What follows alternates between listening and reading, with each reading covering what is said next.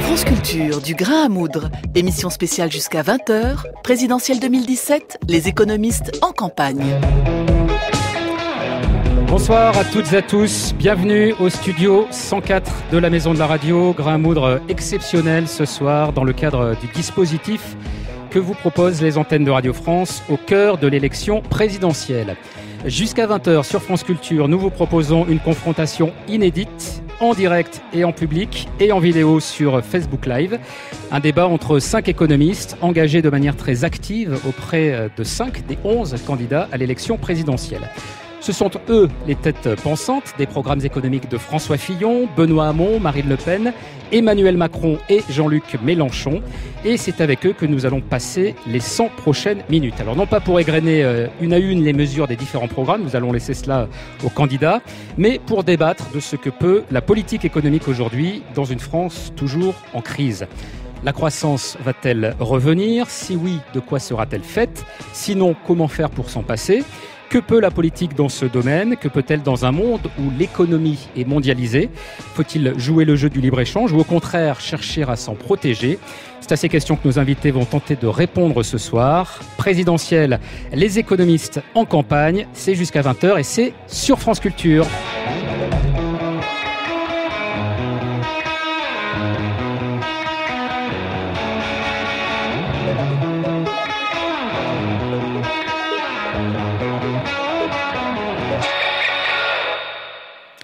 Et j'ai donc le plaisir de recevoir 5 économistes engagés auprès des candidats à l'élection présidentielle. Bonsoir Julia Cagé. Bonsoir. Vous êtes donc économiste, enseignante-chercheuse à Sciences Po, chargée des questions économiques auprès du candidat Benoît Hamon. Pour discuter et débattre avec vous, Bernard Monod, bonsoir. Bonsoir. Député au Parlement européen depuis 2014, stratégiste économique du Front National. Vous avez donc contribué au programme économique de Marine Le Pen. À vos côtés, Philippe Martin, bonsoir. Bonsoir. Professeur au département d'économie de Sciences Po. Vous êtes un des conseillers économiques d'Emmanuel Macron. Jacques Généreux est notre 4e invité. Bonsoir. Bonsoir. Professeur à Sciences Po, cofondateur du parti de gauche. Vous êtes le coordinateur du programme de Jean-Luc Mélenchon. Et puis 5e et dernier invité, Robin Rivaton. Bonsoir. Essayiste, vice-président de la Fondation Concorde, qui est un laboratoire d'idées. Vous êtes co-rédacteur du programme économique de François Fillon. Alors avant de démarrer avec vous le débat en tant que tel, en particulier sur la question de la croissance, je voudrais faire un premier petit tour de table sur les raisons et la nature de vos engagements auprès des candidats. Robin Rivaton, comment est-ce que vous avez été amené à être un des co-rédacteurs du programme de François Fillon ? Ça s'est déroulé dans un processus politique puisqu'il y a eu les primaires de la droite et je soutenais un autre candidat. Finalement, il s'est avéré que les différents candidats et les différents programmes de ces candidats étaient relativement proches et nous avons collaboré ensemble pour essayer d'aboutir à une fusion de ces programmes. Et pourquoi aujourd'hui je le soutiens? C'est parce que je pense que c'est le meilleur programme pour redresser la France et pour l'amener sur la voie de la croissance, mais on aura l'occasion d'en parler. Et quelque chose me dit que les autres invités vont aussi penser que s'ils soutiennent tel ou tel candidat, c'est parce qu'il a le meilleur programme. Julia Cagé et Philippe Martin, on aurait pu vous retrouver l'un et l'autre derrière le même candidat, puisqu'en 2012, vous aviez signé une tribune commune pour expliquer en quoi François Hollande était le meilleur candidat de la présidentielle d'alors. Alors certes, il n'est pas candidat cette fois-ci, mais qu'est-ce qui fait que vos chemins ont bifurqué et que vous, Julia Cagé, vous vous êtes rangé derrière Benoît Hamon et vous, Philippe Martin, derrière Emmanuel Macron? Julia Cagé. On commence par moi. C'est sur le programme. On a un candidat qui est un candidat qui représente aujourd'hui les idées de la gauche. Et la raison pour laquelle j'avais soutenu François Hollande en 2012, c'était comme candidat du Parti socialiste avec un certain nombre d'engagements que malheureusement il n'a pas tenu au cours de ce quinquennat, avec d'ailleurs une part de responsabilité dans ces promesses non tenues de son conseiller d'alors et futur ministre de l'économie, Emmanuel Macron. Et du coup, aujourd'hui, c'est vrai que ce candidat-là, c'est le seul qui va dans cette campagne présidentielle, avec des idées véritablement nouvelles dont on va discuter, que ce soit le revenu universel d'existence, que ce soit un traité de démocratisation de la zone euro. Et je trouvais que c'était une partie de notre travail et responsabilité comme universitaire, non seulement de signer ce que malheureusement on a été trop nombreux à faire, je trouve, un chèque en blanc, comme on l'avait fait à François Hollande avant l'élection de 2012, mais de mettre les mains dans le cambouis et de travailler sur le programme en prenant cette fois-ci de vrais engagements précis pour les Français. Est-ce que les raisons, Philippe Martin, qui vous avez poussé à soutenir la candidature de François Hollande sont peu ou prou les mêmes qui vous conduisent aujourd'hui à soutenir celle d'Emmanuel Macron ? Non, je crois qu'il y a un point commun avec Julia Cagé, c'est qu'on a peut-être une certaine déception vis-à-vis de ce qui a été fait pendant ce quinquennat. Et donc, on soutient des candidats différents, mais c'est aussi par rapport à cette déception qu'on se positionne. Donc moi, j'ai été le conseiller économique de Emmanuel Macron au cabinet lorsqu'il était ministre de l'économie. Il avait envie d'avoir un économiste universitaire à ses côtés. Et donc, moi, j'ai envie de l'accompagner aujourd'hui, évidemment, et de l'aider sur son projet, qui est un projet de rupture et d'alternance, clairement, et sur des engagements qui, clairement aussi, sont assez différents de ceux de Benoît Hamon, mais on va certainement beaucoup en reparler. Alors, vous avez effectivement ce point commun d'être des universitaires qui choisissent de s'engager, ce qui, je sais, on ne peut pas dire que ce soit totalement inédit, mais enfin, ce qui paraît quand même assez particulier pour cette présidentielle-là. Jacques Généreux, vous aussi, vous êtes universitaire, mais vous êtes peut-être d'abord militant. Est-ce que c'est d'abord comme militant, comme cofondateur du Parti de gauche, que vous vous retrouvez aujourd'hui à être le coordinateur du programme de Jean-Luc Mélenchon ? C'est comme citoyen. Moi, j'ai choisi à 15 ans les études que je ferais et mon orientation professionnelle dans le but de passer mon existence à comprendre les problèmes de notre société, trouver des solutions, y travailler et être engagé politiquement d'une manière ou d'une autre. Voilà. Donc j'ai adhéré pour la première fois au PS en 1980. Donc vous voyez, j'ai pas soudainement décidé de faire de la politique. Je n'ai jamais fait de la politique dans le but de faire une carrière. J'ai jamais été candidat à rien. Moi, ce qui m'intéresse, effectivement, c'est de comprendre et d'expliquer. Et donc, j'écris des livres, j'écris beaucoup de livres pour expliquer. En 2005, j'ai fait une grande campagne, un tour de France complet, pour expliquer aux gens pourquoi il fallait dire non à la Constitution européenne quand on était un pro-européen de gauche qui voulait une autre Europe. Et j'avais fait un livre expliquant les bonnes raisons de dire non à cette Constitution. Donc, je suis, comme ça, toujours à la fois sur le terrain dans le combat. Et donc là, je suis aux côtés de Jean-Luc Mélenchon, bien sûr, et du projet de la France Insoumise. Donc j'ai aussi écrit un livre pour expliquer, cette fois-ci, les bonnes raisons de voter Mélenchon. Ça allait de soi, car il faut toujours expliquer. Des listes de programmes ne suffisent pas. Il faut expliquer la démarche. Mais comprenez bien, Jean-Luc Mélenchon, je travaille avec lui dans l'aile gauche du PS, avant de fonder le parti de gauche, depuis plus de 15 ans.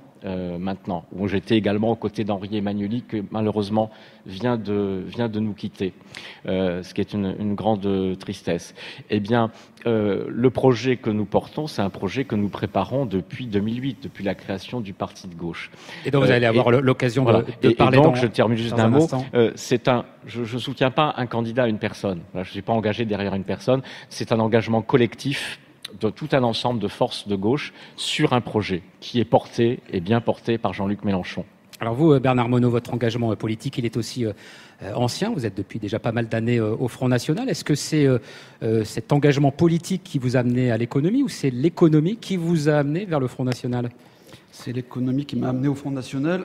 J'avais déjà une sensibilité très importante patriotique. Et c'est surtout ce qui... Enfin, nous avons annoncé, si vous voulez, en 2008, la crise, parce que nous avions anticipé. Et à partir de là, si vous voulez, j'étais très inquiet pour l'avenir de nos compatriotes. En tant que père de famille aussi, parce que je pense que les politiques qui ont été menées depuis des décennies ont tué le marché du travail des jeunes. Et je pensais qu'à un moment donné, il fallait sortir et puis s'engager et contribuer au redressement de la France. Voilà. Alors si vous voulez bien, nous allons tout de suite passer à notre premier thème de débat. Premier grand thème abordé, ça va être la croissance, qui est un élément essentiel, puisque de son niveau et de sa nature dépend tout le reste. Est-ce qu'il faut miser donc sur un retour de la croissance ? Est-ce qu'il faut se résigner, si ce n'est à son absence, ou en tout cas à son faible niveau, puisqu'on a pu le constater en tout cas que ces dernières années, s'agissant de la croissance de la richesse française, elle était, si ce n'est atone en tout cas, très faible. Avant de vous entendre sur ce sujet, Mélanie Chalandon, Vous avez ausculté les programmes des différents candidats, en tout cas de ceux qui sont représentés ici ce soir. Que disent-ils sur cette question de la croissance ? Tout d'abord, il y a ceux pour qui la croissance forte peut revenir, doit revenir même, notamment pour Marine Le Pen et François Fillon. La croissance est un objectif, une promesse faite aux électeurs. Leurs mesures pour y parvenir divergent, mais le retour de la croissance est possible à condition d'appliquer les bonnes recettes. Alors pour François Fillon, la reprise viendra des entreprises. Le potentiel est là, mais il est entravé par les impôts, les charges, les réglementations. Il faut donc libérer les énergies, encourager l'entrepreneuriat et l'innovation. Marine Le Pen, elle, privilégie également le soutien aux entreprises, mais davantage au niveau des TPE, des PME, privilégier l'économie réelle contre la finance et surtout les entreprises françaises contre les groupes étrangers. Bref, pour eux, la croissance est une belle endormie qu'il s'agit de réveiller. Et puis, il y a ceux qui pensent qu'il faut faire le deuil de la croissance du type Trente Glorieuses, basée sur le productivisme et la consommation. Pour Benoît Hamon, la croissance faible est même une opportunité, celle de repenser un modèle de développement davantage compatible avec la rareté des ressources. Jean-Luc Mélenchon mise également sur une planification écologique, croissance verte, partage des richesses et culture du recyclage, certes, mais aussi vieilles recettes keynésiennes. Tous deux proposent des plans de relance massifs, 1000 milliards au niveau européen pour Benoît Hamon, 100 milliards pour Jean-Luc Mélenchon au niveau français. Pour lui, l'enjeu sera d'ailleurs de concilier écologie et réindustrialisation. Et puis à mi-chemin, entre productivisme et transition écolo, on trouve le programme d'Emmanuel Macron. Lui aussi veut penser à un nouveau modèle de développement, non pas tant que l'ancien soit mauvais, mais parce qu'il ne fonctionne plus. L'avenir de la croissance est dans sa modernisation. Il faut surtout cesser pour lui d'opposer sobriété et croissance. On peut faire les deux. Puisque vous terminez sur Emmanuel Macron, je vais poser la première question sur ce sujet à Philippe Martin. La croissance en France, 2016, 1,1%, 2015, 1,2%, 2014, 0,4%, 2013, 0,3%. J'aurais pu remonter jusqu'en 2008. Évidemment, il y a eu la crise de 2008. Est-ce que cette croissance, vous considérez que forcément elle va revenir de manière plus forte, ou bien est-ce que le programme économique auquel vous avez contribué tient compte de cette faible croissance et en tout cas a été construit à partir justement de ces chiffres assez faibles ? Non, l'objectif, c'est de remonter la croissance, mais elle ne va pas revenir comme ça sur un coup de baguette magique. Donc il faut se donner les moyens d'avoir plus de croissance. Donc on n'est pas des malthusiens, c'est vrai. On n'acte pas la fin de la croissance, on n'acte pas la fin du travail, et on veut donc plus de croissance. Mais ça signifie en effet changer le modèle de croissance. On n'est plus dans les 30 glorieuses, on n'est plus dans une économie de rattrapage, et donc on doit être dans une économie où la croissance vient de l'innovation et où elle doit être soutenable à long terme, ce qui signifie qu'il faut accélérer la transition écologique. Donc, il faut changer le mode de croissance, mais nous, on considère qu'il faut plus de croissance. Alors, pourquoi il y a peu de croissance ?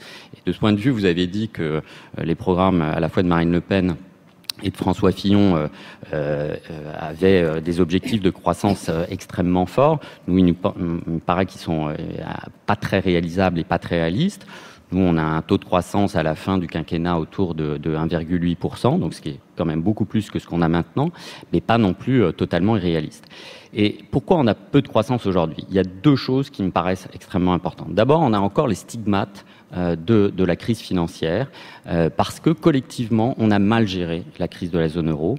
On a, contrairement aux États-Unis, fait des politiques d'austérité dès 2010, et donc ça a eu un impact très négatif sur la croissance. Vous l'avez dit, vous avez donné les chiffres de la croissance, on a une lente remontée de la croissance, mais il faut aller beaucoup plus fort là-dessus, et donc ça signifie qu'il ne faut pas casser la croissance. Et moi, de ce point de vue, je suis assez opposé à une purge budgétaire qu'on nous promet en particulier chez François Fillon, qui casserait la croissance. On est encore dans une croissance fragile, mais on n'est plus en 2010 au cœur de la crise. Donc je pense que c'est pour ça que nous, on a un programme qui est équilibré. Et puis par ailleurs, il faut aussi avoir une croissance qui à long terme est plus forte. Et donc ça signifie de l'innovation, ça signifie des réformes très profondes du système d'éducation, de la formation professionnelle. Il faut faire la transition écologique, et nous, on a un plan d'investissement où la transition écologique est extrêmement importante. Pourquoi il faut la faire rapidement ? Parce qu'il faut en particulier exploiter le fait qu'on a a des taux d'intérêt faibles aujourd'hui. Donc de toute façon, les investissements pour la transition écologique, il va falloir les faire. Il faudra les faire. Donc autant les faire lorsque les taux d'intérêt sont faibles. C'est un petit peu comme une entreprise. Quand on doit faire des investissements, autant les faire quand le coût de l'emprunt est faible. Et donc c'est maintenant qu'il faut faire ces gros investissements. Cette vision à propos de la croissance, est-ce qu'elle est radicalement différente de la vôtre, Robin Rivaton ? Non, et je pourrais commenter le chiffre de 1,8%, qui est effectivement le chiffre d'arrivée aussi de la croissance en 2018 pour François Fillon. Donc, étant donné que c'est le même chiffre, s'il est irréalisable d'un côté, il doit être irréalisable de l'autre côté aussi.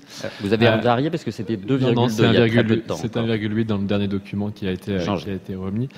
Donc, ce chiffre s'il est réalisable, il est réalisé des deux côtés. Donc, tout ça pour dire qu'aujourd'hui, la croissance, il y a déjà un effet de rattrapage. La France, sur les 25 dernières années, a cédé 0,2 points de croissance par rapport à la moyenne des pays développés. Ce n'est pas digne du niveau de la France, qui a au contraire, des décennies auparavant, surperformé la moyenne des pays développés, qui a permis aux Français de s'enrichir, de vivre mieux et de rattraper le niveau des autres, de leurs voisins, et qui aujourd'hui, à l'inverse, vivent dans une situation plutôt d'appauvrissement collectif. Et c'est quelque chose qui nous tient à cœur, c'est de pouvoir remettre sur le chemin de la croissance pour qu'ensuite ça génère de la richesse pour chacun des citoyens. La croissance, les déterminants en sont connus, et le premier d'entre eux, et c'est celui qui manque dans notre économie, c'est le travail. On a un vrai besoin de libérer le travail. Alors l'expression vaut ce qu'elle vaut, mais elle se traduit très concrètement par permettre à l'outil de production, aux entreprises d'embaucher plus facilement, de faire en sorte que s'il y a des adaptations, parce qu'on ne croit pas qu'il y a des petites entreprises versus les grosses entreprises, les petites TPE versus les grandes multinationales. Nous, ce qu'on veut, c'est des entreprises qui soient en croissance, des entreprises qui soient en dynamique. Donc on ne regarde pas l'entreprise à un moment T, on la regarde comme si elle peut vivre, se développer, embaucher, accélérer. Et il faut faire en sorte que cette phase d'accélération, de croissance de l'entreprise, toute cette vie-là, elle puisse se passer le plus rapidement possible pour que pendant ce temps-là, elle soit en capacité de créer des biens, des services, qu'elle puisse les vendre sur le territoire national, qu'elle puisse les vendre en dehors de nos frontières et que grâce à ça, elle réussisse à ramener de la richesse qui ira nourrir la population française. Donc c'est moins à travers pour vous de grands plans d'investissement, de grands plans de relance qu'en modifiant l'écosystème dans lequel évoluent les entreprises. En modifiant l'écosystème dans lequel évoluent les entreprises, donc en le rendant plus efficace, en permettant qu'elle soit plus concurrentielle, en permettant aussi qu'il y ait de l'argent, du capital, de l'épargne de chacun d'entre nous qui puisse se diriger vers ces entreprises. Aujourd'hui, un des gros problèmes de l'économie française, c'est que nos entreprises ne sont pas suffisamment capitalisées. Elles travaillent avec des outils qui sont datés, qui sont parfois obsolètes et qui ne leur permettent pas de répondre à la concurrence internationale. Un de nos objectifs, en baissant le coût du capital, c'est en faisant en sorte que de l'argent revienne en France, et pas de l'argent étranger possédé par des Qataris, des Russes ou des Chinois, mais de l'argent possédé par des Français, qu'ils puissent se diriger vers les entreprises françaises pour leur permettre de monter en gamme. Et enfin, le dernier point, c'est effectivement toute la capacité d'innovation. On voit bien la capacité formidable d'innovation des Français, mais il faut aussi que l'ensemble des salariés, l'ensemble des travailleurs puissent avoir accès à la formation professionnelle pour monter en gamme et pour aussi utiliser ces dernières méthodes de production pour que nos entreprises soient compétitives. Avec ces méthodes-là, la croissance est possible, elle est devant nous. Il n'y a pas de stagnation séculaire, il n'y a pas de fin du travail. On a un vrai effort de rattrapage à faire et je pense qu'il peut être bénéfique pour tous. Bernard Monod, dans le programme de Marine Le Pen, il est indiqué que la croissance à la fin du quinquennat serait plus importante que chez François Fillon et chez Emmanuel Macron, 2,5%. Comment est-ce que vous arrivez à ce chiffre ? C'est-à-dire par quels moyens, par quelle politique économique mise en œuvre vous espérez parvenir en tout cas à ce chiffre de 2,5%? 2,5 et encore c'est modeste, on a été plutôt au bas de la fourchette. Pourquoi ? Parce que en fait, contrairement à tous les autres candidats, bien entendu, qui sont soumis aux diktats de l'Union européenne, de la BCE, du FMI, donc la feuille de route qui est fixée par l'Union européenne, la Troïka en général, on voit les résultats en Grèce, à Chypre et partout ailleurs dans la zone euro, nous sommes libérés en fait, de ces diktats.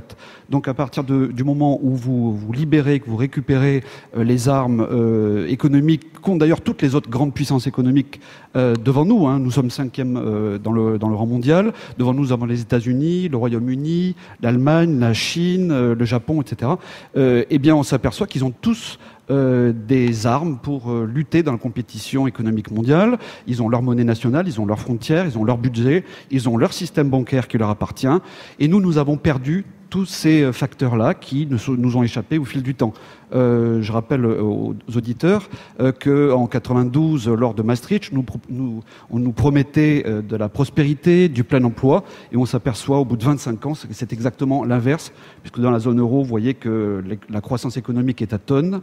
Je regardais les chiffres tout à l'heure. Entre 2000, nous étions à 4% de croissance économique. En 2007, avant la crise, nous étions à 2,5 à peu près. Et puis, nous avons terminé 2016 à 1,1%. Donc, il y a une dégringolade de la croissance économique. Donc, ce que vous proposez, Bernard Monod, ça n'est pas forcément, en tout cas, de changer de modèle de croissance. Il faut changer de modèle économique, carrément, passer à un modèle de patriotisme économique. Nous sommes aujourd'hui dans un modèle d'ultralibéralisme et de mondialisme malheureux. Et c'est pour cette raison que nous sommes dans la situation de ruine de la France qui est soutenue par l'ensemble des candidats à la présidentielle, à l'exception de Marine Le Pen. Jacques Généreux, sur cette question de la croissance, sur son retour hypothétique, retour certain, et sur ce que peut produire une politique économique sur le sujet. Notre objectif, c'est pas la croissance, c'est le progrès humain. Et c'est pas qu'un mot vague. Je l'ai très clairement défini. Je vais pas le faire ici. Il y a même un indicateur du progrès humain qu'on avait déjà retenu dans le programme du Front de gauche en 2012. C'est-à-dire que c'est remettre en ordre notre modèle de production, nos politiques économiques, l'organisation de notre société, de manière à poursuivre simultanément la justice sociale, une planète vivable, pour nous déjà, tout de suite, pour notre santé et pour nos enfants, une société fondée sur la coopération, la solidarité, plutôt que la rivalité et la compétition des uns contre les autres, et une démocratie réelle, effective, où ce sont les citoyens qui sont effectivement souverains. Donc c'est ça l'objectif. Alors avant de parler du niveau, je vais y venir, de l'activité, et de la croissance, il faut s'interroger surtout sur son contenu et sa nature. Parce que depuis 30 ans, 40 ans, on a eu de la croissance dans tous les pays capitalistes. On a eu une croissance qui a profité aux 10% des plus riches aux États-Unis et à seulement à 30% des plus riches en France. Parce que nous avons un modèle de production, un modèle capitaliste qui est gouverné principalement par l'exigence de rentabilité financière et qui, grâce à la libre circulation des capitaux et au libre-échange, eh bien, a donné les pleins pouvoirs à ceux qui détiennent le capital et l'argent. Et donc, qui ont un pouvoir de chantage pour imposer leurs conditions sociales, fiscales, ici ou là, pour menacer de délocalisation, pour faire pression sur les travailleurs. C'est un système qui est économiquement inefficace. Il a détourné les ressources même des entreprises loin de l'investissement productif pour les mettre dans de la spéculation, dans l'augmentation de la valeur actionnariale. C'est un système criminel qui a entraîné le développement de méthodes de management criminelles dans les grandes entreprises, je pèse mes mots, c'est-à-dire qui engendre le stress, qui est aujourd'hui la première maladie professionnelle, le burn-out, les suicides au travail, l'indignité au quotidien pour les gens qui sont soumis à ces méthodes d'évaluation, à ce culte de la performance individuelle. Et donc, je sais qu'on n'en reparlera plus, mais on va revenir sur la question de la croissance. J'y insiste. Et je regrette que nous soyons véritablement les seuls à dire qu'il faut faire de cela une grande cause nationale. C'est-à-dire que dire que dans ce pays, même à croissance zéro, il n'est pas tolérable que des gens soient traités comme des chiens au nom de la rentabilité dans des entreprises. Et donc, nous mettrons un terme à cela. À la fois en ôtant les pouvoirs au capital, à travers la régulation de la finance, à travers la fiscalité, à travers les nouveaux droits donnés aux salariés dans les entreprises, à travers le renforcement de la médecine du travail, de l'inspection et des enquêtes pour éradiquer définitivement les pratiques des DRH qui n'ont simplement pas le droit de citer dans une société humaine. Alors j'en viens maintenant au niveau de l'activité. Voilà. Alors brièvement du coup, parce que c'était un préambule assez long. Mais ça va être rapide parce que là j'ai dit l'essentiel. Le niveau d'activité, c'est pas compliqué. Il y a une urgence. On est pour le progrès humain à long terme et écologique. Il y a une urgence, il faut effacer les effets d'une crise épouvantable qui tient à la gestion lamentable des politiques économiques en Europe depuis 8 ans et qui fait que nous avons 10 points de chômage, 10% de chômage au lieu de moins de 7 ou 6,5 avant la crise, que la dette publique a explosé, non parce qu'on a investi massivement dans les biens publics, mais parce que les recettes fiscales et sociales se sont effondrées. Donc c'est pour ça que nous proposons, nous n'attendons pas que l'Europe relance à 1 000 milliards, 2 000 milliards, 3 000 milliards. Non, c'est à nous de le faire immédiatement. Nous proposons un grand plan d'investissement public de 100 milliards, centré sur l'écologique, justement, et le social et les services publics, de manière à effacer. Et ça, c'est la technique qui marche. C'est ce que recommandent maintenant, d'ailleurs, les économistes de la Commission européenne, du FMI, de l'OCDE, la relance de l'investissement en Europe. Et non pas les vieilles techniques de la recherche de la compétitivité, de la baisse des coûts qu'on a essayé, qui font qu'on est tous plus pauvres en Europe. Donc, nous le faisons. Nous avons un programme qui permet, en effet, de retrouver une croissance du PIB de 2,2% en moyenne sur le quinquennat, de 2,8% à la fin, qui permet de faire la moitié du chemin vers le plein emploi, en nous ramenant à un taux de chômage plus faible, et qui permet même, figurez-vous, de faire baisser le taux d'endettement public de la France, parce que justement, nous relançons la recette fiscale et sociale. Julia Cagé, est-ce que pour vous, l'urgence en matière de croissance, c'est d'abord de trouver les moyens de la relancer, ou bien est-ce que c'est d'abord de changer la nature de ce que peut être la croissance? J'ai lu que dans le programme de Benoît Hamon, il était question d'un modèle de développement plus tempérant. Oui, il y a deux urgences pour nous, et d'ailleurs je suis tout à fait d'accord avec Jacques Généreux, mais je pense qu'il se retrouvera dans plusieurs éléments du programme sur l'importance de remettre l'humain au centre, sur l'importance de reconnaître le burn-out comme maladie professionnelle, sur le fait d'introduire davantage de représentants des salariés en démocratie en entreprise. Donc déjà, il faut remettre l'humain au centre, ça c'est la première chose. Ensuite, il faut une croissance tempérée, parce que la croissance, elle ne peut pas se faire au prix de la mort de la planète. Et il y a une véritable préoccupation écologique finalement qui doit être prise en compte. Ensuite, il y a aucun de mes collègues économistes autour de la table qui a prononcé le mot qui pour nous est pourtant clé, c'est celui du chômage. On a aujourd'hui en France un taux de chômage qui n'est pas acceptable. Et il faut redonner du travail aux Français. Or, qu'est-ce qu'on a chez François Fillon comme chez Emmanuel Macron, on a des programmes qui nous promettent une grande purge budgétaire. Alors ça se fait de manière différente. Chez François Fillon, c'est plus 2 points de TVA. Chez Emmanuel Macron, c'est plus 1,7 points de CSG. Pourquoi dans les deux cas, pour financer la suppression de l'ISF. Il faut savoir que l'ISF, c'est 5 milliards d'euros par an, donc c'est l'équivalent d'1 point de TVA. François Fillon veut le supprimer en entier, donc pour faire un cadeau fiscal supplémentaire aux 1% les plus riches. Emmanuel Macron, lui, il veut le conserver que pour ceux qui ont les plus petits patrimoines, donc il va rendre l'ISF régressif, mais d'un autre côté, il augmente la CSG, et ça va être un surcroît d'impôts pour l'ensemble des Français. Or, la purge budgétaire, c'est ce qu'on a en Europe et en France depuis 2007, et ça fait quoi? Ça fait que la France, qui a importé, comme les autres pays d'Europe, une crise économique qui lui venait tout droit des États-Unis, retrouve à peine aujourd'hui son niveau de PIB, de richesse nationale, qui était celui qu'elle avait il y a 10 ans. Sauf que dans l'intervalle, la population française a augmenté, donc le pouvoir d'achat par tête de Français a, lui, diminué. Alors qu'aux États-Unis, ça fait longtemps que la croissance économique a été relancée parce qu'on a fait de la relance budgétaire. Nous, quel constat on fait? Le premier constat, c'est que le principal déterminant de la compétitivité à long terme, c'est l'investissement dans la formation. Donc il faut investir massivement dans la formation. Sous quelle forme? Un compte formation pour l'ensemble des Français d'1 an. Donc chaque Français adulte aura le droit, durant sa carrière, de tirer, soit en 1 fois, 2 fois, 3 fois, sur ce compte formation pour se reformer et s'adapter aux nouvelles technologies. 2, le revenu universel d'existence. Le revenu universel d'existence, ça permet quoi? Ça permet aux jeunes Français, aux étudiants, de se former, d'étudier dans des bonnes conditions, plutôt que d'avoir à travailler. La première raison de l'échec en premier cycle d'université, c'est le cumul entre les études et un emploi. Nous, on veut donner à tous les étudiants une chance de réussite. 3, nous sommes les seuls à avoir dans notre programme une lutte précise contre les discriminations. Parce que les discriminations pour avoir un travail, pour avoir un appartement, pour avoir accès à toutes les choses de la vie, c'est une des premières causes qui font qu'un certain nombre de jeunes ne s'insèrent pas aujourd'hui sur le marché du travail. Donc on a une politique assez ambitieuse, qui est une politique de relance. On a 35 milliards de revenus universels d'existence par an. On a 35 milliards d'autres dépenses, principalement ciblées soit sur la formation, soit sur l'université. 1 milliard d'euros supplémentaires par an à l'université, parce que le bilan des 2 derniers quinquennats, c'est qu'on dépense aujourd'hui, il faut quand même le savoir, moins par tête d'étudiant qu'il y a 10 ans. C'est pas comme ça qu'on va former nos jeunes.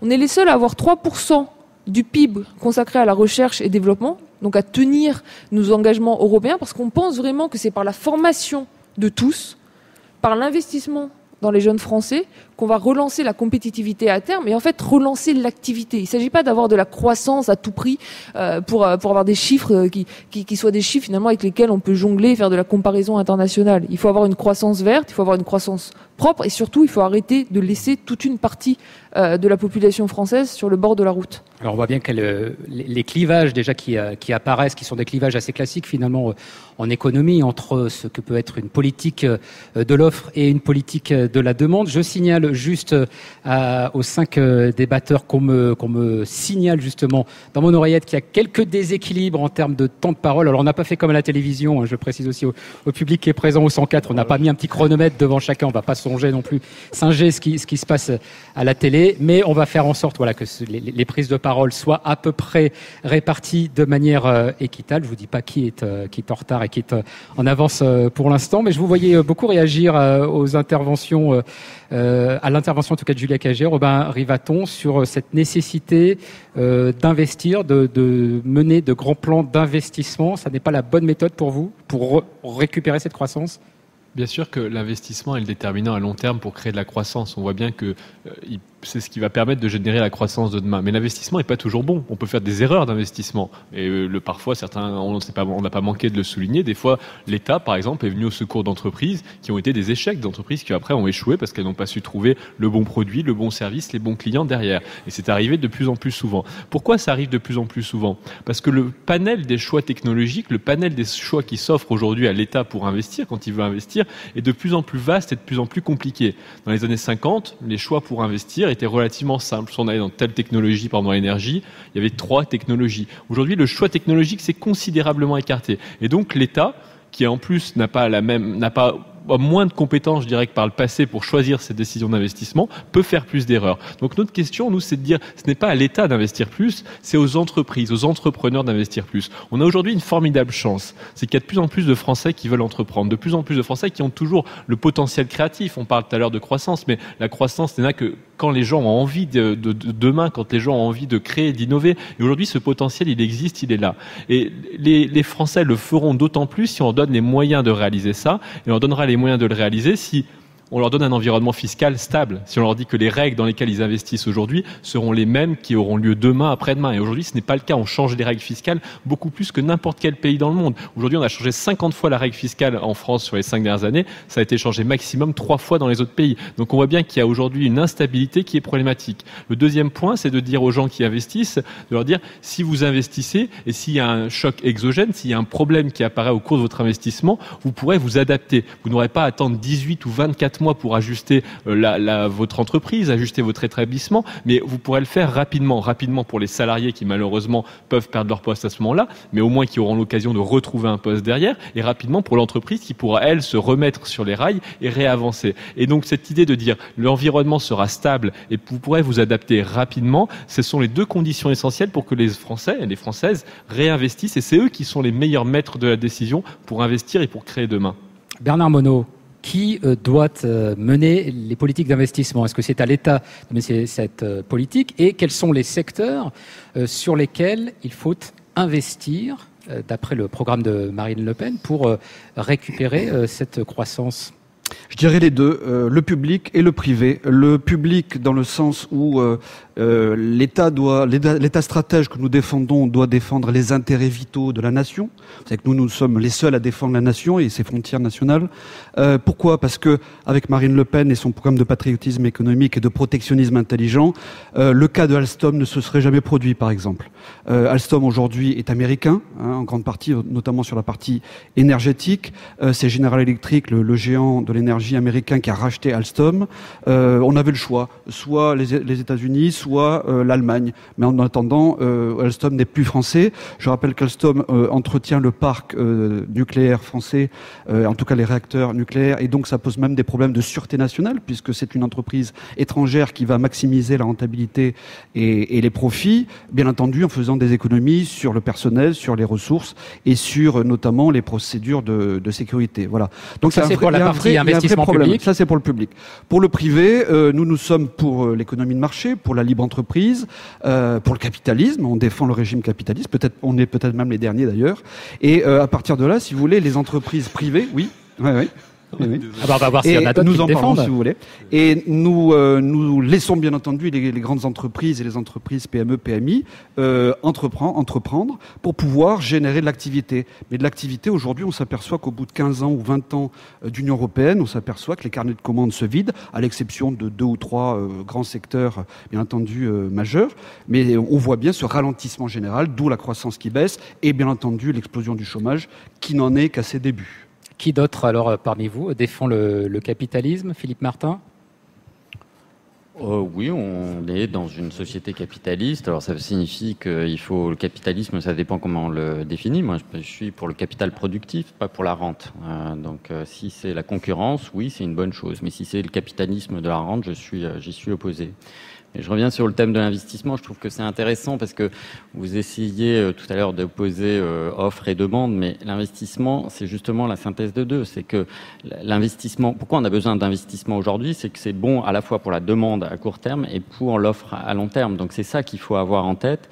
Et on a un déficit d'investissement qui nous vient en effet de la crise. Et donc il faut avoir à la fois plus d'investissement public. Et c'est pour ça d'ailleurs qu'il faut qu'il y ait des baisses des dépenses publiques courantes, pour avoir plus d'investissement. Nous, ce qu'on dit, c'est qu'il faut baisser les dépenses courantes pour avoir plus d'investissement, et c'est le plan d'investissement en particulier. Je vais prendre un exemple très concret, c'est la rénovation thermique des bâtiments publics. C'est quelque chose qui est extrêmement rentable aujourd'hui parce que vous allez faire des baisses de dépenses futures sur simplement la facture de chauffage. Donc ça, c'est des investissements publics assez importants qu'il faut faire, mais qui sont rentables à la fois du point de vue social, économique et puis écologique.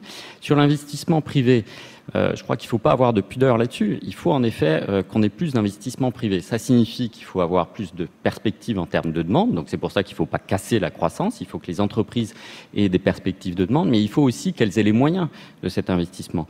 Donc de ce point de vue, nous on est clair. On a dit qu'on baissait le taux d'imposition sur les sociétés au niveau de la moyenne de la zone euro, c'est-à-dire de 33 à 25%, parce qu'on considère que on veut que l'investissement il se fasse en France, il ne passe pas à l'étranger.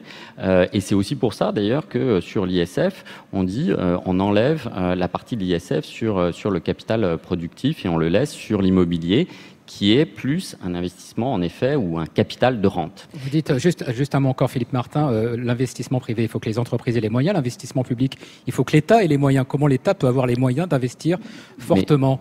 Mais c'est bien pour ça que en parallèle de l'investissement public, il faut faire en effet des baisses de dépenses sur les dépenses courantes. Et c'est pour ça qu'en fin de quinquennat, on a 60 milliards de moins de dépenses publiques par rapport à ce qu'on aurait fait s'il n'y avait pas le programme. Julia Cagé? Alors, plusieurs choses. Déjà, je pense que sur l'ISF, il faut vraiment dire les choses clairement aux Français et leur expliquer à quoi ça correspond. Ce que propose Emmanuel Macron sur l'ISF, il dit on va exonérer l'ISF des actifs financiers. C'est quoi les actifs financiers? Un Français qui, aujourd'hui, a plus de 10 millions d'euros de patrimoine, 90% de son patrimoine est composé d'actifs financiers. Le reste, c'est de l'immobilier.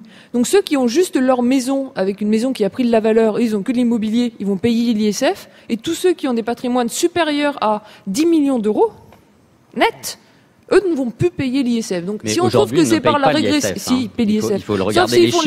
Il faut regarder les chiffres. Mais on va aussi lutter contre l'évasion fiscale. Les chiffres montrent que ces gens très riches ne payent pas d'ISF parce qu'il y a toujours choses. des moyens de ne pas le payer et même des moyens légaux.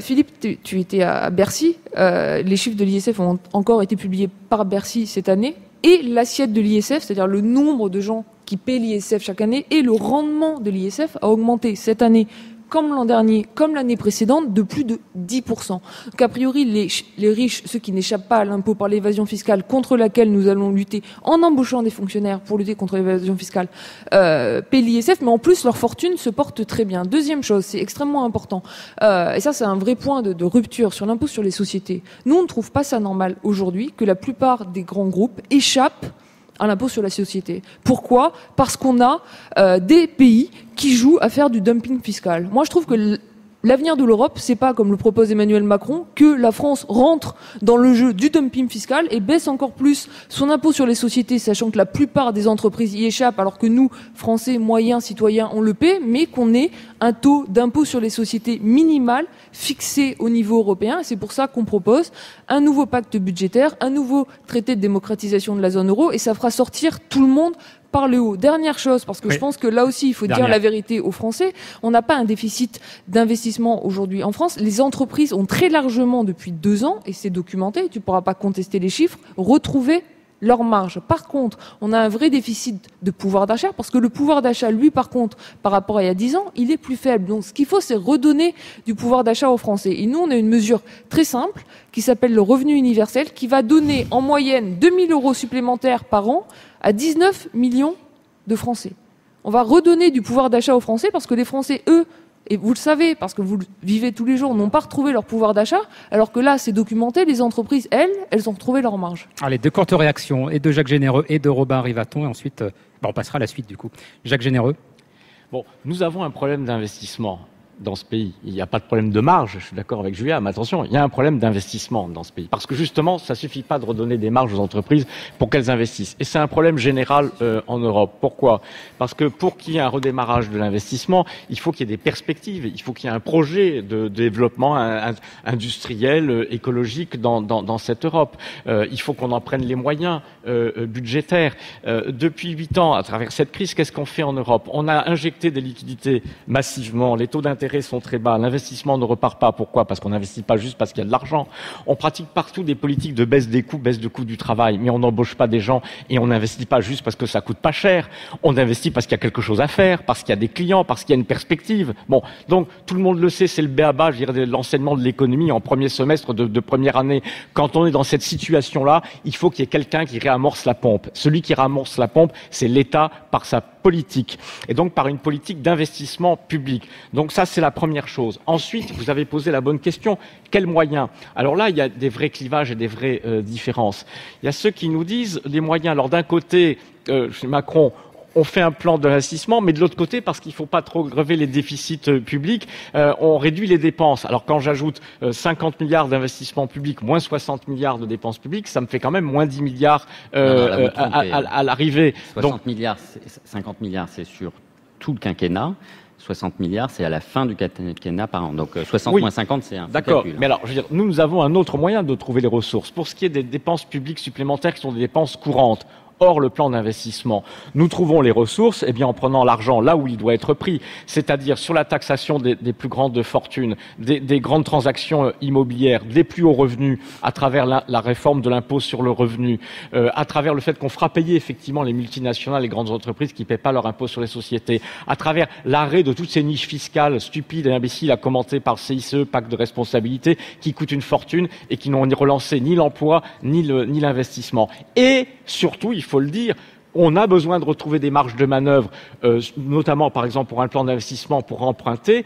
En matière de déficit public, il faut cesser d'appliquer les normes budgétaires impossibles de l'Europe, et nous le ferons on va venir justement sur ces questions unilatérales dès notre arrivée. Ne brûlez pas trop les moyens de notre politique. Robin Rivaton. En 1 minute, je ne peux m'inscrire quand on porte-à-faux avec ce que vient de dire Julia Cagé sur le fait qu'il n'y a pas de problème d'investissement privé en France. Pour avoir visité il y a quelques années très nombreuses usines françaises, les usines françaises sont en état de désespoir. Désespoir pourquoi ? Parce que le matériel qui s'y trouve est un matériel usagé, obsolète. Le nombre de robots industriels en France par rapport à l'Allemagne est 5 fois plus faible. Et quand on touche à ça, quand les usines ne fonctionnent pas, c'est pas les territoires urbains, c'est pas les territoires métropolitains comme Paris, Lyon ou Bordeaux qui sont condamnés, parce que on travaille dans les services à forte valeur ajoutée. Il n'y a pas besoin d'investissement en capital, il n'y a pas besoin d'investissement en machines, en équipement, mais ce sont les territoires périphériques qui souffrent. C'est la France de l'Est, la France du Nord, et ces usines-là ferment les unes après les autres, et c'est ces territoires-là qui, après aujourd'hui, se retrouvent en situation sociale et fiscale extrêmement difficile.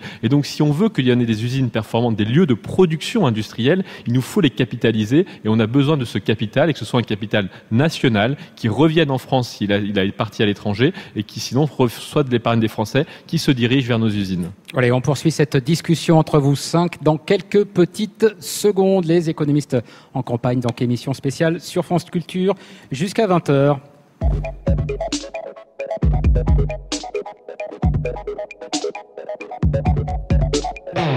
France Culture, du grain à moudre, émission spéciale jusqu'à 20h, présidentielle 2017, les économistes en campagne.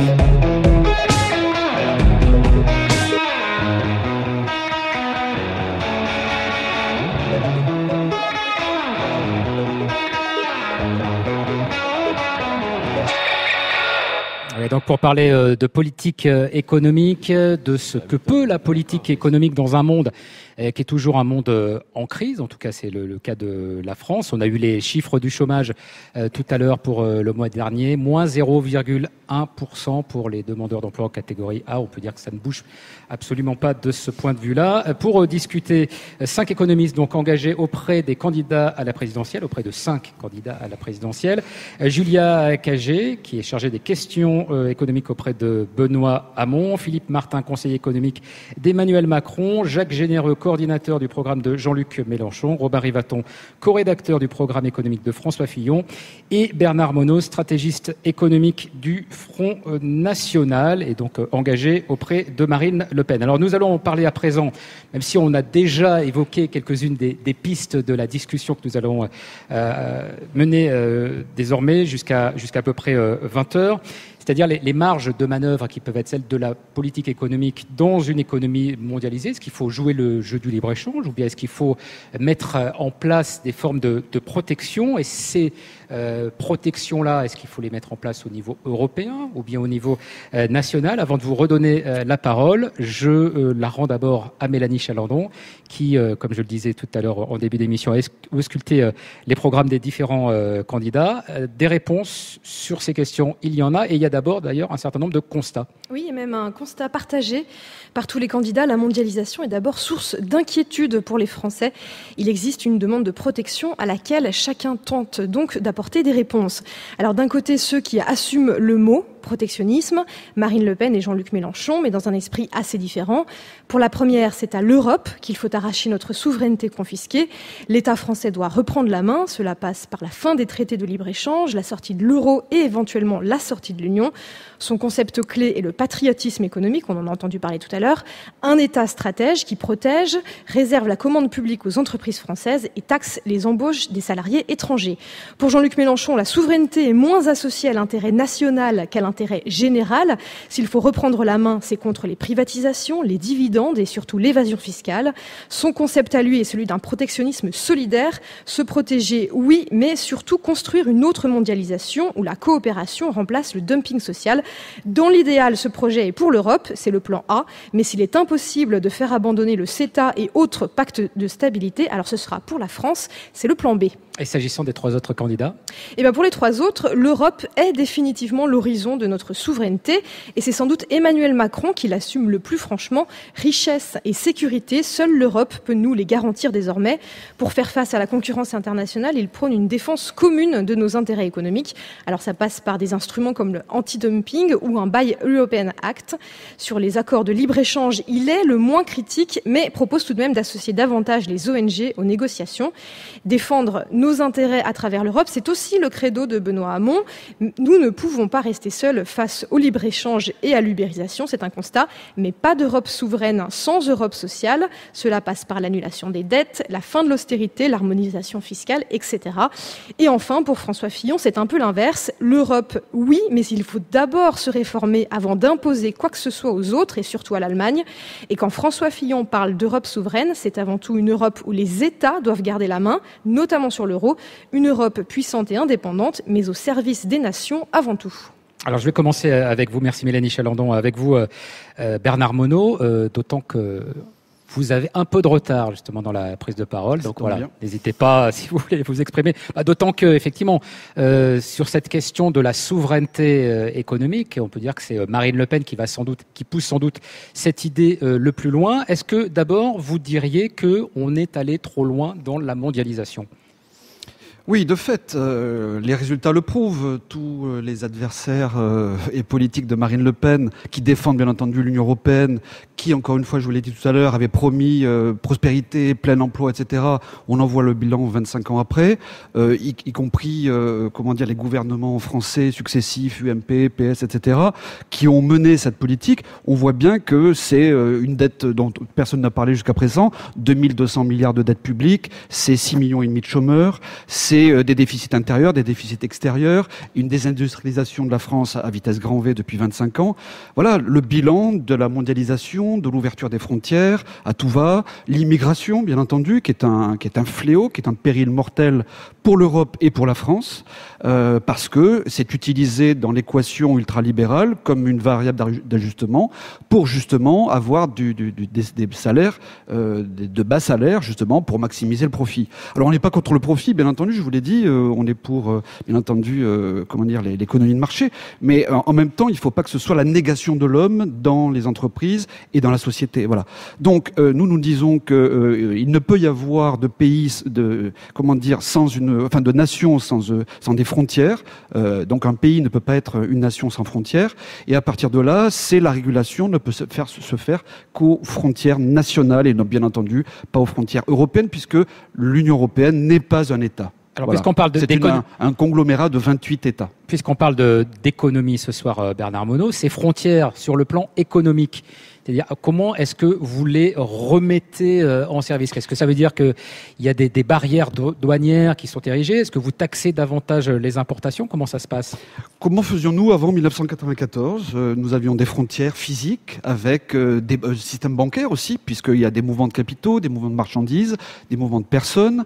Tout cela était régulé par des frontières physiques. Et puis maintenant, on est à l'ère de l'économie numérique. Donc il y a beaucoup d'évolutions qui ont été faites technologiques qui permettent, notamment par Internet, de s'enregistrer au niveau des transferts de marchandises par camion, etc., d'avoir des contrôles qui peuvent être faits en amont. Donc il y a une grande fluidité, c'est comme ça qu'on le voit. Ce que l'on veut, c'est réguler. Nous, on a un modèle à l'heure actuelle qui est le Royaume-Uni. Le Royaume-Uni, dans l'Union européenne, ils ont leurs frontières nationales, ils sont hors de l'espace Schengen, ils ont leur monnaie, ils ont leur budget, puisqu'ils contrôlent leur budget, et ils maîtrisent leur système bancaire. Donc c'est un modèle protectionniste pour vous, le Royaume-Uni? Non, je n'ai pas dit protectionniste, je dis de patriotisme économique, au contraire. Protectionniste, c'est autre chose.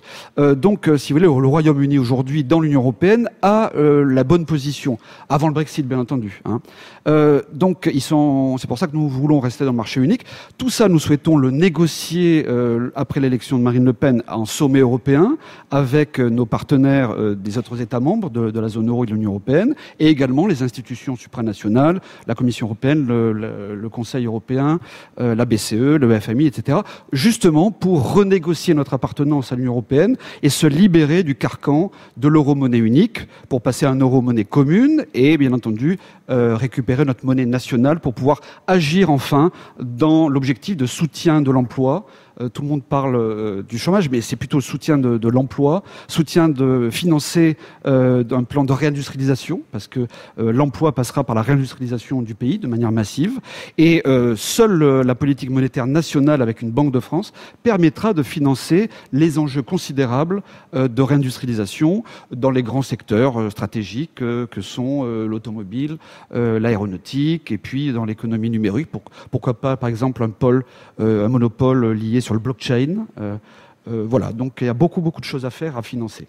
Robert Yvaton, je vous fais réagir peut-être directement à ce modèle que nous présente Bernard Monod, le Royaume-Uni comme modèle de patriotisme économique. C'est toujours intéressant de voir que Marine Le Pen se réfère à la politique de David Cameron. La politique de David Cameron qui a été effectivement de faire confiance... Plutôt Theresa May. Pardon ? Plutôt Theresa May. Si les résultats actuels du Royaume-Uni ne sont pas celles de Madame Theresa May qui a été élue il y a 8 mois et plutôt de celles de l'ancien Premier ministre qui a été élu en 2010, qui a été réélu triomphalement en 2015 et qui a mis en place une politique de soutien aux entreprises qui est effectivement celle que nous proposons, et c'est ces politiques-là qui permettent d'effectivement d'être réélus dans les pays, puisque David Cameron a été réélu triomphalement en 2015 après la plus grande victoire du Parti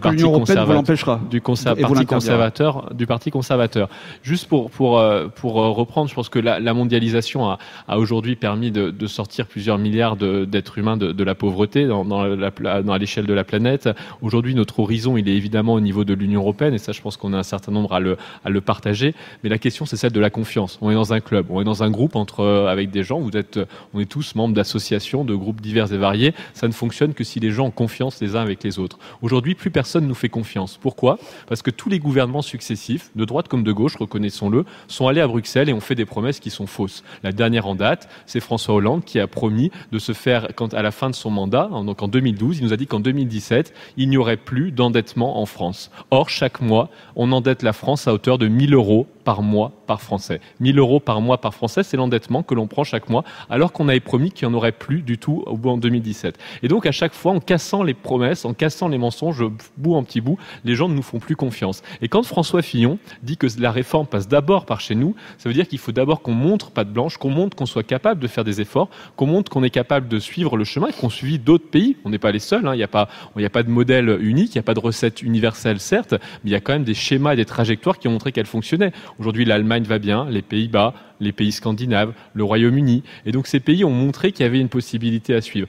Et ce que nous voulons aujourd'hui, c'est dire, nous allons montrer que nous sommes prêts à suivre cette voie-là, faire ce que nous n'avons pas fait en 2002, lorsque l'Allemagne a fait ses réformes, qui ont permis aujourd'hui de réduire le chômage à quasiment zéro et faire qu'aujourd'hui, il y a le plein emploi. C'est-à-dire que les salaires sont en train de monter parce qu'il n'y a pas suffisamment de personnes pour répondre aux offres d'embauche. Donc, on est obligé de monter les salaires, chose que nous ne connaissons plus dans notre pays, malheureusement. Et donc, on est prêt à suivre cette voie-là pour que les autres nous fassent confiance et qu'enfin, 500 millions d'Européens, on puisse ensuite peser face à la Chine, face aux États-Unis, pour quand ces pays vont engager des bras de fer protectionnistes. On l'a vu avec la Chine quand ils ont tenté de nous vendre des panneaux solaires à vil prix, à prix très bas. On a été incapable d'organiser une riposte commune. Pourquoi ? Parce que chacun avait des intérêts divergents. Si demain, donc ça veut dire que pour l'Allemagne... vous, Robert Rivaton, ce sont moins les effets de la mondialisation que les politiques qui ont été suivies qui sont responsables de cette crise de confiance. Mais parce qu'on a accepté la mondialisation avec ses règles en prétendant, sans nous, ne pas jouer avec les règles de la mondialisation. On a prétendu qu'on pouvait travailler moins, qu'on pouvait investir moins, qu'on pouvait être moins efficace dans nos services publics, alors que la mondialisation nous poussait à justement être plus efficace. Et en faisant ça, on s'est tiré une balle dans le pied. C'est-à-dire qu'il y a des règles qui sont positives pour tout le monde, à condition qu'on les suive. En les refusant, nous nous sommes condamnés. Julia Cagé, est-ce qu'il faut revenir sur le processus de mondialisation ou bien tenter de s'y inscrire, mais s'y inscrire peut-être différemment ? Moi, je voudrais vous parler de nos propositions sur l'Europe, parce qu'on a des propositions très précises et qu'en fait, Benoît Hamon est, sur le sujet de l'Europe, le candidat le plus ambitieux. C'est le candidat qui a mis sur la table, en plusieurs langues, il a été distribué. Il en a parlé mardi dernier avec ses partenaires allemands à Bruxelles. Il va en parler, il est reçu mardi prochain, et par Madame Merkel et par Monsieur Schulz, pour en discuter, un traité de démocratisation, de gouvernance de la zone euro. Mais c'est une façon de répondre comment alors à la question que je vous pose, par rapport justement à cette inscription dans la mondialisation ? C'est une façon de répondre à plusieurs choses. C'est qu'aujourd'hui, pourquoi on a des critiques aussi virulentes par rapport à la zone euro et par rapport à l'Europe, c'est qu'il n'y a pas de démocratie en Europe. Et donc, les Français, comme les autres citoyens européens, ont eu l'impression d'avoir été dépossédés d'une partie de leur souveraineté. Ce dont un certain nombre de représentants politiques se satisfont assez bien, parce que ça leur permet de se laver les mains. Nous, on veut réintroduire de la démocratie dans la zone euro, et c'est pourquoi on propose la création d'une assemblée démocratique de la zone euro qui sera une émanation des parlements nationaux. Avec la mise en place de cette assemblée, qu'est-ce qu'on va faire ? D'une part, ça a été dit de manière un peu rapide, on ne va pas faire un moratoire sur la dette française. Nous allons mutualiser l'ensemble des dettes européennes afin de baisser les taux d'intérêt, et on va faire un moratoire sur une partie des dettes européennes afin de privilégier la relance dans un premier temps de l'activité en Europe. Et quand on regarde la situation en France, mais aussi en Grèce, en Italie, en Espagne, on a un vrai problème de manque d'activité économique, donc il faut bien la relancer. Donc on va mutualiser ces dettes. Ensuite, on va avoir une assemblée. Convaincre l'Allemagne pour le faire. Ensuite, on va avoir une assemblée qui va nous permettre de faire quoi ? Voter un taux d'impôt sur les sociétés minimal au niveau européen. Parce que pourquoi les Français ont peur de la mondialisation et pourquoi on souffre tant de l'ouverture des frontières, c'est parce qu'il y a de l'évasion fiscale. Et le fait qu'un certain nombre de grandes entreprises aujourd'hui à l'international ne paient plus leurs impôts, elles ne paient plus leurs impôts parce qu'on a du dumping fiscal à l'intérieur même de l'Europe. Ça, ce n'est pas quelque chose qui est acceptable. Donc nous, on va discuter au niveau européen d'un niveau minimal d'impôt sur les sociétés. C'est la deuxième chose. Vous voyez, on peut construire des choses extrêmement positives avec l'Europe. De toute façon, on ne s'en sortira pas sans l'Europe. La France est un nain économique, mais l'Europe, ça doit être un moyen de tirer tout le monde vers le haut, c'est-à-dire plus de démocratie, moins d'optimisation fiscale et des investissements au niveau européen, puisqu'à partir du moment où on aura un niveau d'impôt sur les sociétés au niveau européen, on pourra faire des investissements, en particulier pour la transition écologique et pour la transition économique au niveau européen. Et ça, on va sans doute avoir une discussion là-dessus avec Jacques Généreux. C'est notre plan A, mais le plan A, on le met aujourd'hui sur la table. On en discute en amont. Jamais un candidat à l'élection présidentielle en France, ni d'ailleurs ailleurs en Europe, n'est arrivé à une élection avec un traité européen. Nous, on propose un traité, il est écrit, il est discuté, il a été écrit par des juristes et on en discute dès aujourd'hui, c'est-à-dire plus d'un mois avant le résultat des élections, avec nos partenaires européens. Et ça va nous permettre une sortie commune vers le haut de la crise économique en Europe aujourd'hui. Philippe Martin, sur cette question de la mondialisation et alors peut-être de sa régulation, je suis presque surpris pour l'instant, en tout cas, de ne pas entendre tellement parler de protectionnisme qui pourtant me paraît être aussi une tendance qui est importante dans les différentes politiques. C'est peut-être Bernard Monod un petit peu, mais pas tant que ça, sachant que Jacques Généreux n'a pas encore pris la parole sur cette question. Quelle est, vous, votre approche ? Nous, on parle de réalité simple, c'est que la France va rester dans le monde et elle va rester dans l'Europe. Et que la mondialisation et le progrès technologique, je vous rappelle d'ailleurs que les économistes ont tendance à faire un parallèle qui à mon avis est juste entre mondialisation et progrès technologique. Les deux créent des richesses, les deux créent aussi potentiellement des inégalités. Donc il faut répondre aux deux et donc il faut réguler la mondialisation de telle manière qu'on ait la création de richesses, mais il faut évidemment répondre à la demande de protection parce que cette demande de protection, elle vient du fait que, encore une fois, mondialisation et progrès technologique, ça peut augmenter les inégalités. Je rappelle quelques chiffres quand même, parce que en effet, on entend des tentations protectionnistes et on est dans un contexte où l'agressivité commerciale, en particulier provenant potentiellement de Trump et des États-Unis, va être très très forte. Les chiffres, c'est 4 millions d'emplois sont directement liés en France aux exportations. On a 2 millions d'emplois qui viennent des entreprises étrangères. Donc, on peut dire c'est horrible, mais il va falloir nous dire qu'est-ce qu'on va faire des travailleurs qui sont dans ces entreprises si en effet on veut sortir de la mondialisation. Un tiers du PIB français, presque un tiers du PIB français, ce sont les exportations.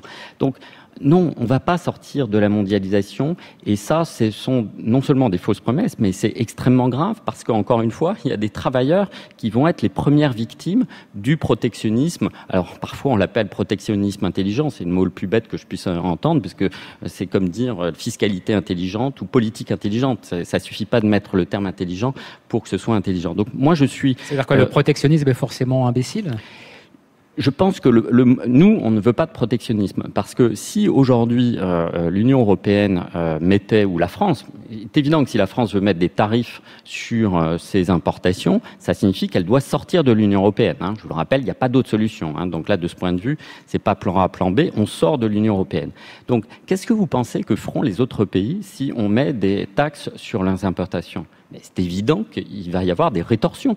Donc les premières victimes du protectionnisme, ce seront les travailleurs qui sont dans des entreprises qui exportent. Donc c'est vraiment pas la bonne solution. C'est prendre le problème à l'envers. En revanche, ce qu'il faut faire, et Emmanuel Macron a fait un certain nombre de propositions, et en tant que ministre de l'économie, il s'est battu en Europe, parce qu'en effet, notre souveraineté sera forte si on renforce la souveraineté européenne. C'est au niveau de l'Europe qu'il faut agir. Et donc ça signifie en particulier, il faut être très ferme sur, par exemple, la question de l'anti-dumping, sur le dumping chinois ou indien sur l'acier. Il l'a fait très fortement et on a avancé. Il faut aller encore plus loin. Donc ça signifie que, par exemple, si on a de l'agression commerciale de la part de Trump, ce qui va certainement arriver d'une manière ou d'une autre, il faudra en effet, et c'est au niveau de l'Europe qu'on sera le plus puissant, de réagir. Donc il faut avoir des armes de dissuasion. Il faut être très clair et efficace, rapide. Et donc c'est en particulier la question des rétorsions au cas où on nous agresse. Mais être les premiers qui agressent les autres pays en mettant des taxes sur nos importations, c'est se tirer une balle dans le pied. Courte réaction de Bernard Monod, ensuite Jacques Généreux. Oui, je voulais vous poser la question, Monsieur Martin. Combien de chômeurs pendant le quinquennat de Monsieur Hollande et le ministère économique de Monsieur Macron? Mais est-ce que vous pensez que la mondialisation... 400 000 chômeurs supplémentaires en 5 ans. Est-ce que vous pensez que la mondialisation est la raison pour laquelle on a un problème de formation, on a un problème d'éducation, on a un problème de compétitivité? Vous pensez que la mondialisation est responsable de ça, alors que le Danemark, la Suède, l'Allemagne sont beaucoup plus ouvertes que nous au commerce international et ont éliminé le chômage. Donc, ce n'est pas vrai. Regardez à l'extérieur de la France. La France a des problèmes. Vous avez désindustrialisé la France avec votre modèle de mondialisme et d'ultralibéralisme. Vous avez, en 20 ans, autant les socialistes. Mais alors expliquez-moi vous avez désindustrialisé la France, qui est beaucoup plus ouverte et beaucoup plus libérale que nous, il n'y a pas de chômage. 2 100 000 chômeurs dans l'industrie depuis plus de 20 ans. Mais en quoi c'est lié à la mondialisation? Les effets des emplois induits qui vont avec. Moi, j'ai pas de problème de dire que la mondialisation a augmenté les inégalités en France. Et donc, c'est pour ça qu'on a besoin de protection au sens, il faut en effet qu'il y ait plus de formation. Il faut, comme pour le progrès technologique, réagir aux impacts négatifs de la mondialisation. Mais c'est pas en se fermant qu'on le fera. La mondialisation, Jacques Généreux, la mondialisation telle qu'elle a été menée nécessite-t-elle des protections? Et en quoi consiste ce protectionnisme solidaire dont parle dans son programme Jean-Luc Mélenchon? D'abord, il faut qu'on commence à éviter de se faire la guerre entre nous, entre Européens, avant déjà de commencer à voir qu'est-ce que, au niveau européen, on doit faire face effectivement à une compétition de plus en plus sévère et agressive. Alors commençons par ne pas nous faire la guerre les uns contre les autres. Ça, il faut le dire aux Allemands, Monsieur Généreux. Ouais, alors malheureusement, la manière dont a viré en particulier depuis la création de la monnaie unique, la construction européenne, c'est qu'en ôtant aux États tous les moyens d'intervenir, tous les instruments de la politique économique et en ne leur laissant plus que l'instrument de la concurrence fiscale et sociale pour défendre leur économie, on a abouti à l'effondrement, c'est-à-dire la déflation généralisée. Tout le monde cherche à être plus compétitif que l'autre en lui piquant ses emplois et ses marchés. On est tous plus pauvres. Donc ça n'est plus soutenable. Voilà. Et tous les économistes dans le monde savent très bien que une monnaie unique ne peut pas marcher si, un, il n'y a pas de la démocratie. Alléluia.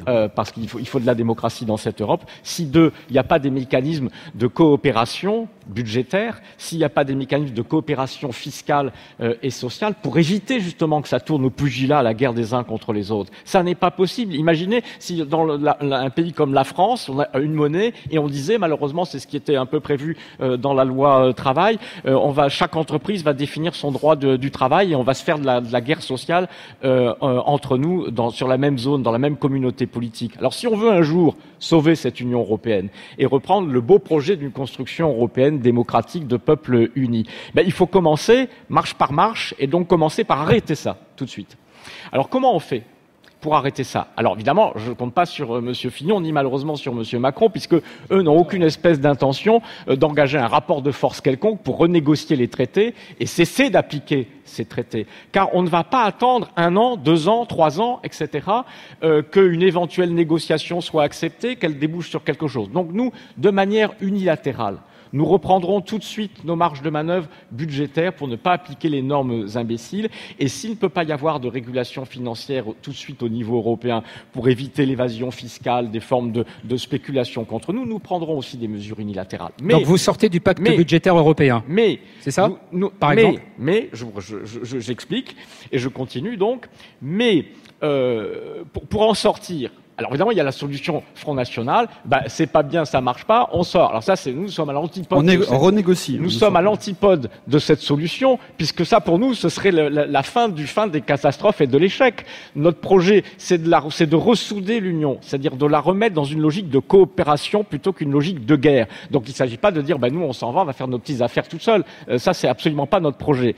Mais pour pouvoir en sortir, Il faut une méthode forte de rapport de force. Alors, la méthode qui consiste à proposer une assemblée parlementaire démocratique au niveau de la zone euro, c'est une bonne idée, c'est une vieille idée. Si on ne peut pas y arriver à 28, essayons, avec les pays qui sont les plus intégrés, d'avancer un peu dans le sens de la démocratie. Voilà. Mais c'est une toute petite partie du projet. Et puis, de toute façon, pardon, mais c'est un peu un rêve, c'est un beau rêve, mais c'est un rêve doux et fou dans l'immédiat. Pourquoi ?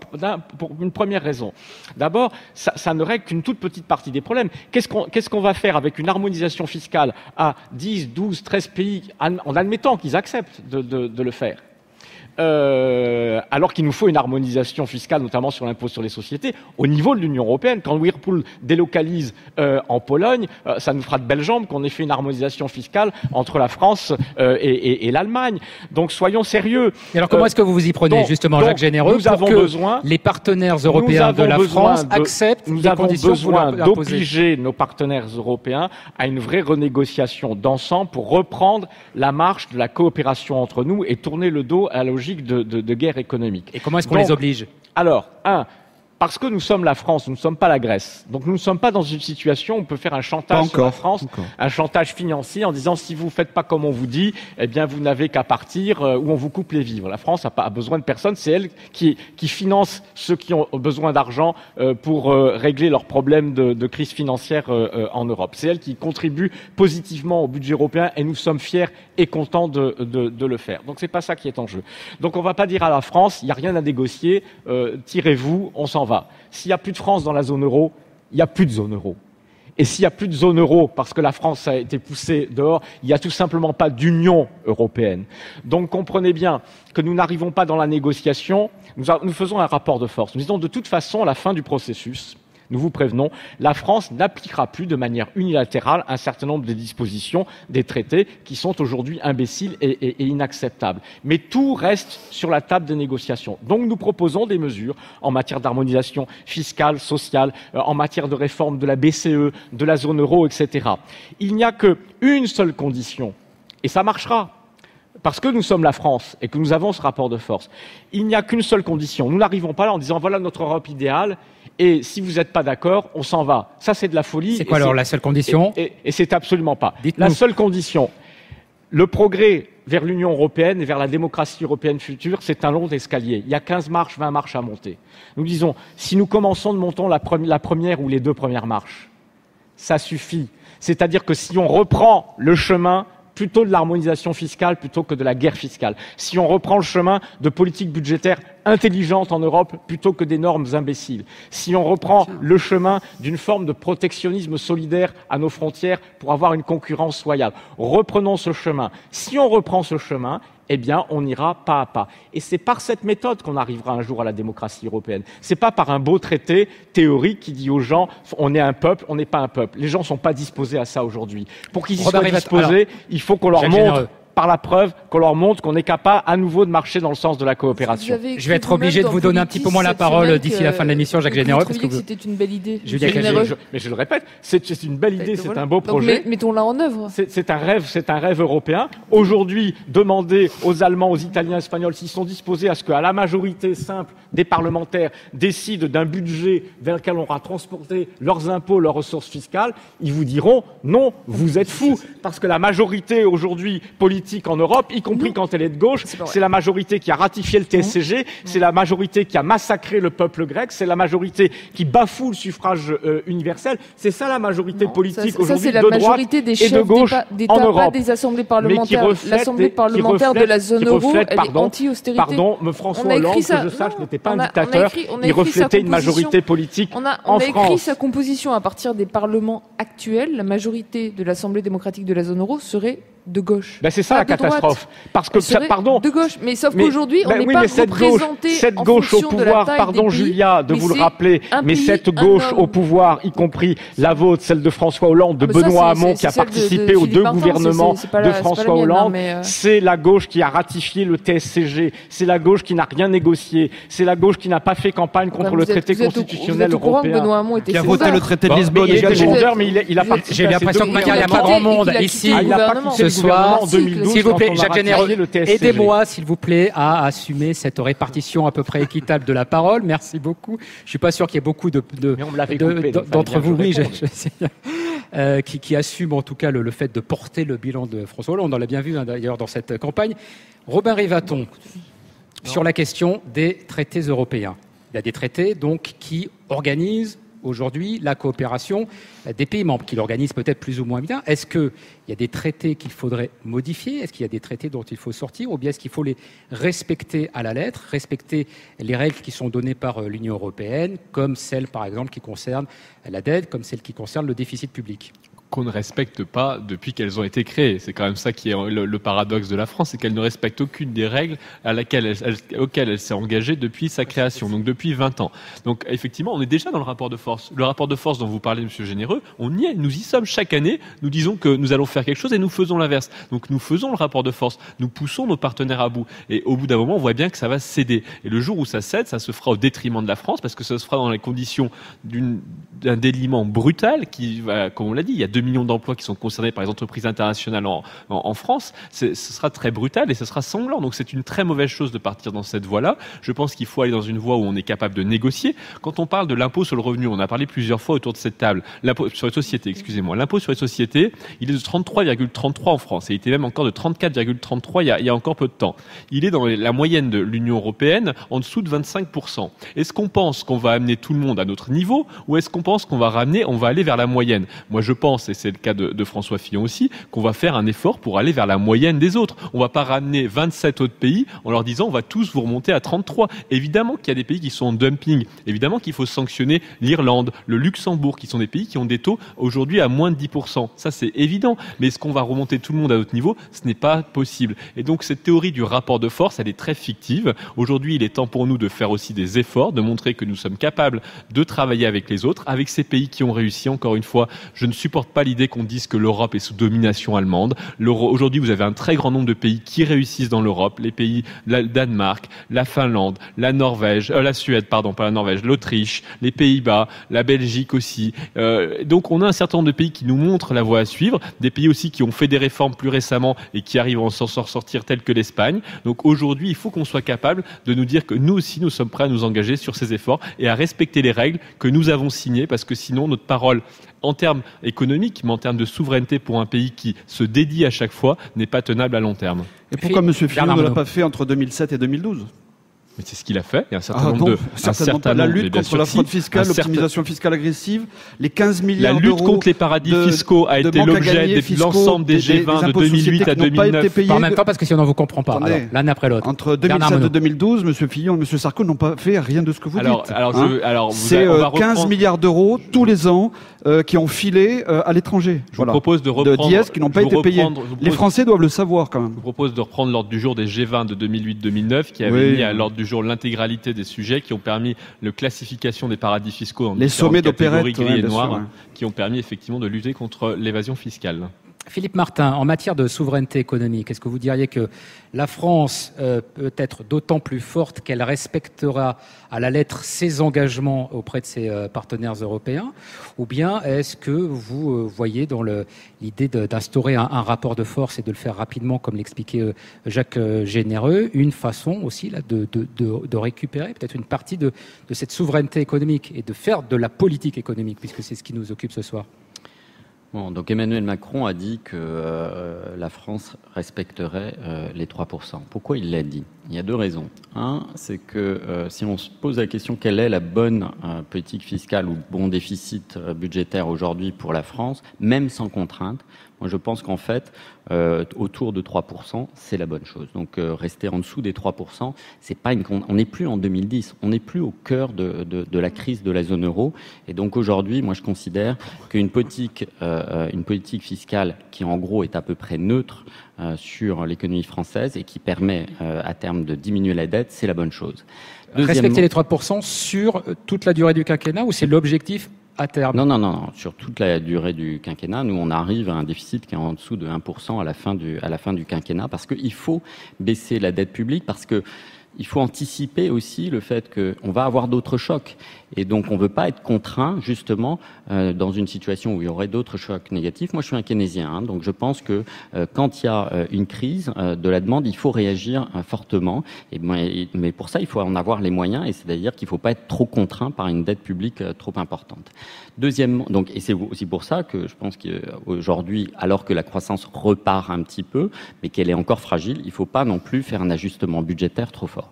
Deuxième raison, c'est en effet, et là je suis d'accord avec Robin Rivato, il faut qu'on retrouve la confiance de nos partenaires si on veut engager des discussions sérieuses sur 2 points qui me paraissent essentiels. La création d'un budget de la zone euro, parce que je pense en effet qu'il faut qu'on ait un budget qui puisse permettre de réagir à des chocs macroéconomiques au niveau de la zone euro. Et le budget de la zone euro, c'est aussi une manière d'aller vers la coordination fiscale et d'arrêter le dumping fiscal. Parce que moi, je pense que c'est un peu la carotte. On va dire un certain nombre de pays, je pense qu'à l'Irlande, au Luxembourg, voulaient être dans le budget de la zone euro et je ne pense pas qu'ils pourront refuser d'y être. À ce moment-là, il va falloir accepter, en effet, d'arrêter le dumping fiscal. Et deuxièmement, sur les règles budgétaires, Emmanuel Macron a déjà critiqué un certain nombre de ces règles, a dit qu'en effet, elles ne sont pas transparentes, elles n'ont pas réussi en termes de stabilisation macroéconomique, et elles n'ont même pas réussi en termes de limiter les dettes publiques, et donc en termes de soutenabilité de la dette publique. Mais s'il y a une discussion sur ces règles, c'est pas pour le problème c'est pas sur le problème dans 2 ans et sur la France, c'est pour sauver la zone euro et assurer la soutenabilité de la zone euro face à des gros chocs macroéconomiques. Un dernier point juste, parce que je pense que sur la question en effet de l'évasion fiscale et de l'optimisation fiscale, moi je pense que c'est un problème essentiel. Ça, il faut le reconnaître. De ce point de vue, l'Europe ne marche pas. Donc il faut mettre cette question sur la table. Nous, par exemple, sur la fiscalité des GAFA, on propose d'imposer ces sociétés au niveau des ventes pour chaque pays et pas sur les profits, parce que c'est trop facile de délocaliser les profits. Donc voilà, il faut je rappelle juste les GAFA, Google, Amazon, Facebook absolument. Et Apple. Donc tout le numérique. Oui. Julia Cagé. Microsoft. Oui, bah alors, ce qui fait les GAFAM, du coup. Il y a une solution complémentaire, juste une incidence, je suis assez d'accord sur cet enjeu-là, mais il y a une solution différente qui consiste aussi à ce qu'on appelait, et on y a travaillé déjà, l'assiette commune au niveau européen, c'est-à-dire prélever l'impôt sur les sociétés au niveau européen. À ce moment-là, peu importe que l'Irlande ou un autre pays fasse un taux d'imposition différent, c'est prélevé globalement sur l'ensemble de l'activité européenne et c'est réparti ensuite à chaque État en fonction de l'activité réelle, c'est-à-dire de l'emploi, des investissements, du chiffre d'affaires effectif dans chaque pays. Et ceci, c'est le projet de la Commission européenne. C'est le projet de la Commission européenne qui a été enterré parce que justement il n'y a pas le rapport de force politique. Non, il n'est pas enterré. Donc nous c'est long et technique et il faut de la volonté politique. Nous exigerons que ce soit mis et que ce soit mis en œuvre. Julia Cagé. Écoutez, c'est très intéressant sur le budget européen parce qu'on est tous d'accord là-dessus, sauf que nous, on est les seuls à se donner les moyens de le mettre en œuvre. Vous voulez un budget européen qui soit simplement voté par des chefs d'État qui discutent entre eux, si possible pendant la nuit, pour donner l'impression qu'ils travaillent longtemps. On a un Parlement de la zone euro. Non, on a un Parlement de la zone euro aujourd'hui dans laquelle on a une représentation par pays qui ne prend pas en compte les tailles de la population. C'est un Parlement européen, je suis désolée, qui n'est pas démocratique, qui n'est pas représentatif. Nous, ce qu'on veut, c'est un Parlement européen représentatif où chaque pays soit représenté en proportion de sa population. C'est ça qu'on appelle la démocratie. Je suis désolée, dans cette salle ici, il n'y a pas des gens qui valent 3 voix, puis des gens qui valent 1/10 de voix, puis des gens qui valent 1/2 voix, et des gens qui valent 50 voix. On considère qu'un homme égale 1 voix. C'est ça la démocratie. C'est cette démocratie-là qu'on veut instaurer en Europe. Il n'y a que comme ça qu'on ira vers un budget européen. Ensuite, Emmanuel Macron dit on va faire une politique fiscale neutre. Mais elle est neutre pour qui, cette politique fiscale ? Parce que augmenter la CSG, ça va faire de la baisse les cotisations salariales, on enlève la taxe d'habitation, donc non, c'est pas du tout vrai ça. C'est très intéressant l'augmentation de la CSG parce que c'est une. On sort de l'Europe là, on est d'accord. Oui, ça n'a plus rien à voir. Hein. Non, mais si, parce qu'on dit on veut faire plaisir à nos partenaires européens. Pour faire plaisir à nos partenaires européens, Julia, on va on fait augmenter pas plaisir, on les fait la impôts bonne politique en pour la France. Moi, je suis désolée, augmenter la CSG en prétendant ainsi faire porter le financement de la protection sociale sur le capital, quand en même temps, on met une flat tax à 30% sur le capital, ce qui veut dire que le capital ne paiera plus la CSG et qu'on fait payer la protection sociale des plus riches par les retraités, je trouve que ça, ce n'est pas une politique fiscale neutre. Je vous rappelle qu'on exonère dans notre projet la CSG pour les retraités, les 40% les plus modestes. Ah oui, et vous savez à combien est la première personne qui est touchée ? Le premier retraité qui est touché par l'augmentation de 1,7 points de CSG, il a 1 300 € de retraite par mois. Et à 1 300 € de retraite par mois, avec la politique d'Emmanuel Macron, qui revient à exonérer de CSG le capital, il va payer 300 € d'impôts en plus. On n'exonère absolument pas de CSG le capital. 30% la flat tax. 30% la flat tax. Il y a un certain nombre de revenus du capital qui ne payent pas 30% avec beaucoup de niches fiscales aujourd'hui. Quelque chose me dit qu'on est en train de vous perdre là. Oui, dans on est vos explications. En train de perdre le sujet de l'Europe et de la mondialisation, mais on pourra faire un autre débat sur la fiscalité. C'est bien d'attirer les questions techniques, mais voilà, là on l'est peut-être un petit peu trop. Écoutez, je suis pas sûre que ce soit technique. Moi, je pense que ma grand-mère, qui a une petite retraite à 1 300 €, elle n'est pas persuadée que la meilleure chose pour elle, ni d'ailleurs pour ses petits-enfants, c'est de payer 300 € par an en plus pour ne pas faire payer plus d'impôts au capital. Voilà, ça c'est quelque chose qui est très simple, je suis désolée. L'économie, c'est pas quelque chose qui appartient à des spécialistes, c'est à tout le monde, c'est la réalité concrète et c'est la vie des gens et c'est important de leur dire les conséquences de chaque programme. On peut pas se cacher derrière un voile européen en disant voilà, il faut faire plaisir à nos partenaires européens, il faudrait qu'on soit les bons élèves de la classe. Mais écoutez les Grecs. Vous savez pas quoi les Grecs ? Les Grecs, ils sont en excédent primaire. Les Grecs, ils produisent plus chaque année que ce qu'ils consomment. C'est pas des bons élèves ? Et ben malgré tout, elle fait quoi l'Europe ? Elle prend leur tête et elle l'enfonce sur l'eau chaque année depuis 2007. Et c'est ça qu'on veut pour la France ? Non, nous ce qu'on veut c'est de la démocratie en Europe et qu'on ne laisse plus à quelques personnes, à des chefs d'État européens qui se réunissent la nuit, la possibilité de décider seuls, de prendre la tête de la Grèce, de prendre la tête de l'Italie et pourquoi pas de la France demain et de la mettre sous l'eau. Ce qu'on veut, c'est un parlement démocratique de la zone euro. Et oui, pour relancer l'activité en France, il va falloir faire un peu plus de 3% de déficit. C'est ce que disent tous les prévisionnistes macroéconomistes. Et on reviendra en fin de quinquennat en dessous des 3%. Mais si on a un problème d'austérité, si on a un problème de manque d'activité, on ne sortira de la crise que par une relance de la demande.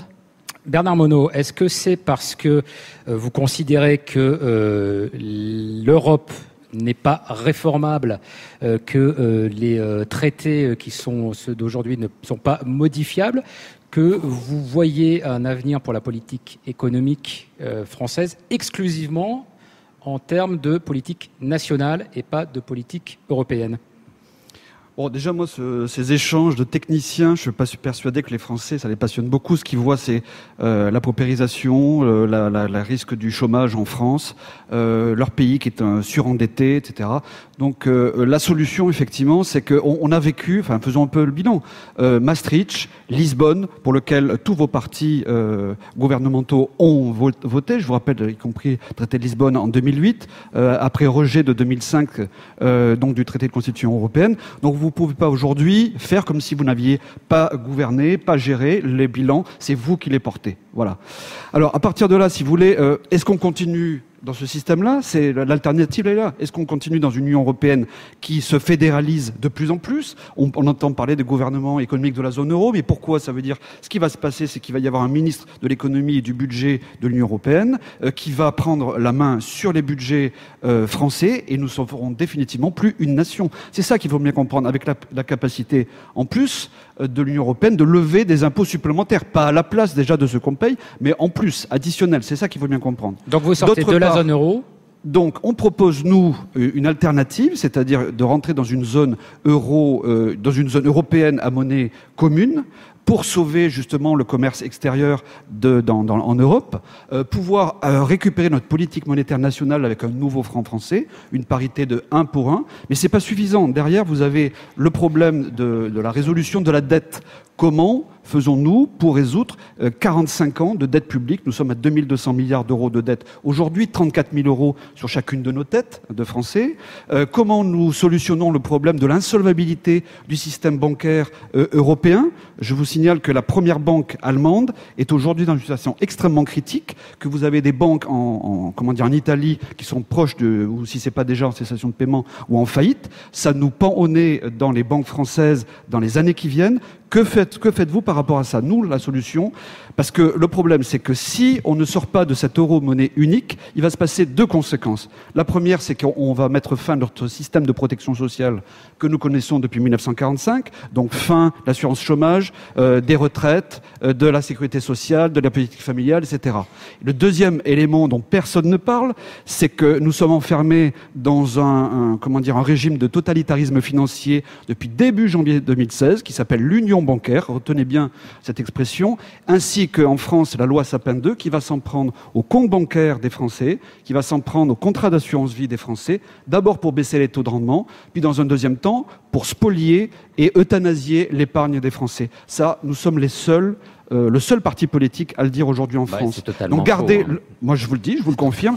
Puis écoutez monsieur, je suis aux premières loges à la commission économique et je vois passer monsieur Moscovici, monsieur Draghi, monsieur Sapin qui eux-mêmes ont mis en place tout ce régime de totalitarisme financier pour sauver le système bancaire et sauver l'euro-monnaie unique. Et c'est exactement ce qui va se passer. Demandez aux Chypriotes, demandez aux Grecs. Aujourd'hui, est-ce que vous savez par exemple qu'en Grèce, à l'heure où je vous parle, 200 000 Grecs ont des salaires payés en coupons de rationnement et coupons alimentaires. Voilà où on en est aujourd'hui, après 8 ans, 9 ans d'austérité en Grèce. Réaction de Robert Rivaton et de Philippe Martin.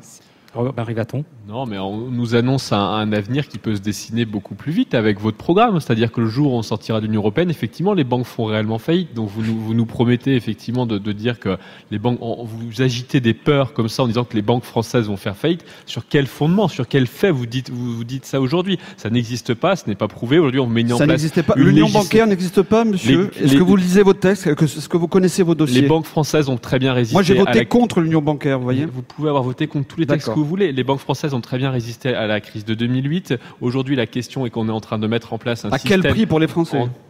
Mais à quel prix pour les Français? Oui. Et ben, quel prix? Vous avez la question et la réponse? Oui.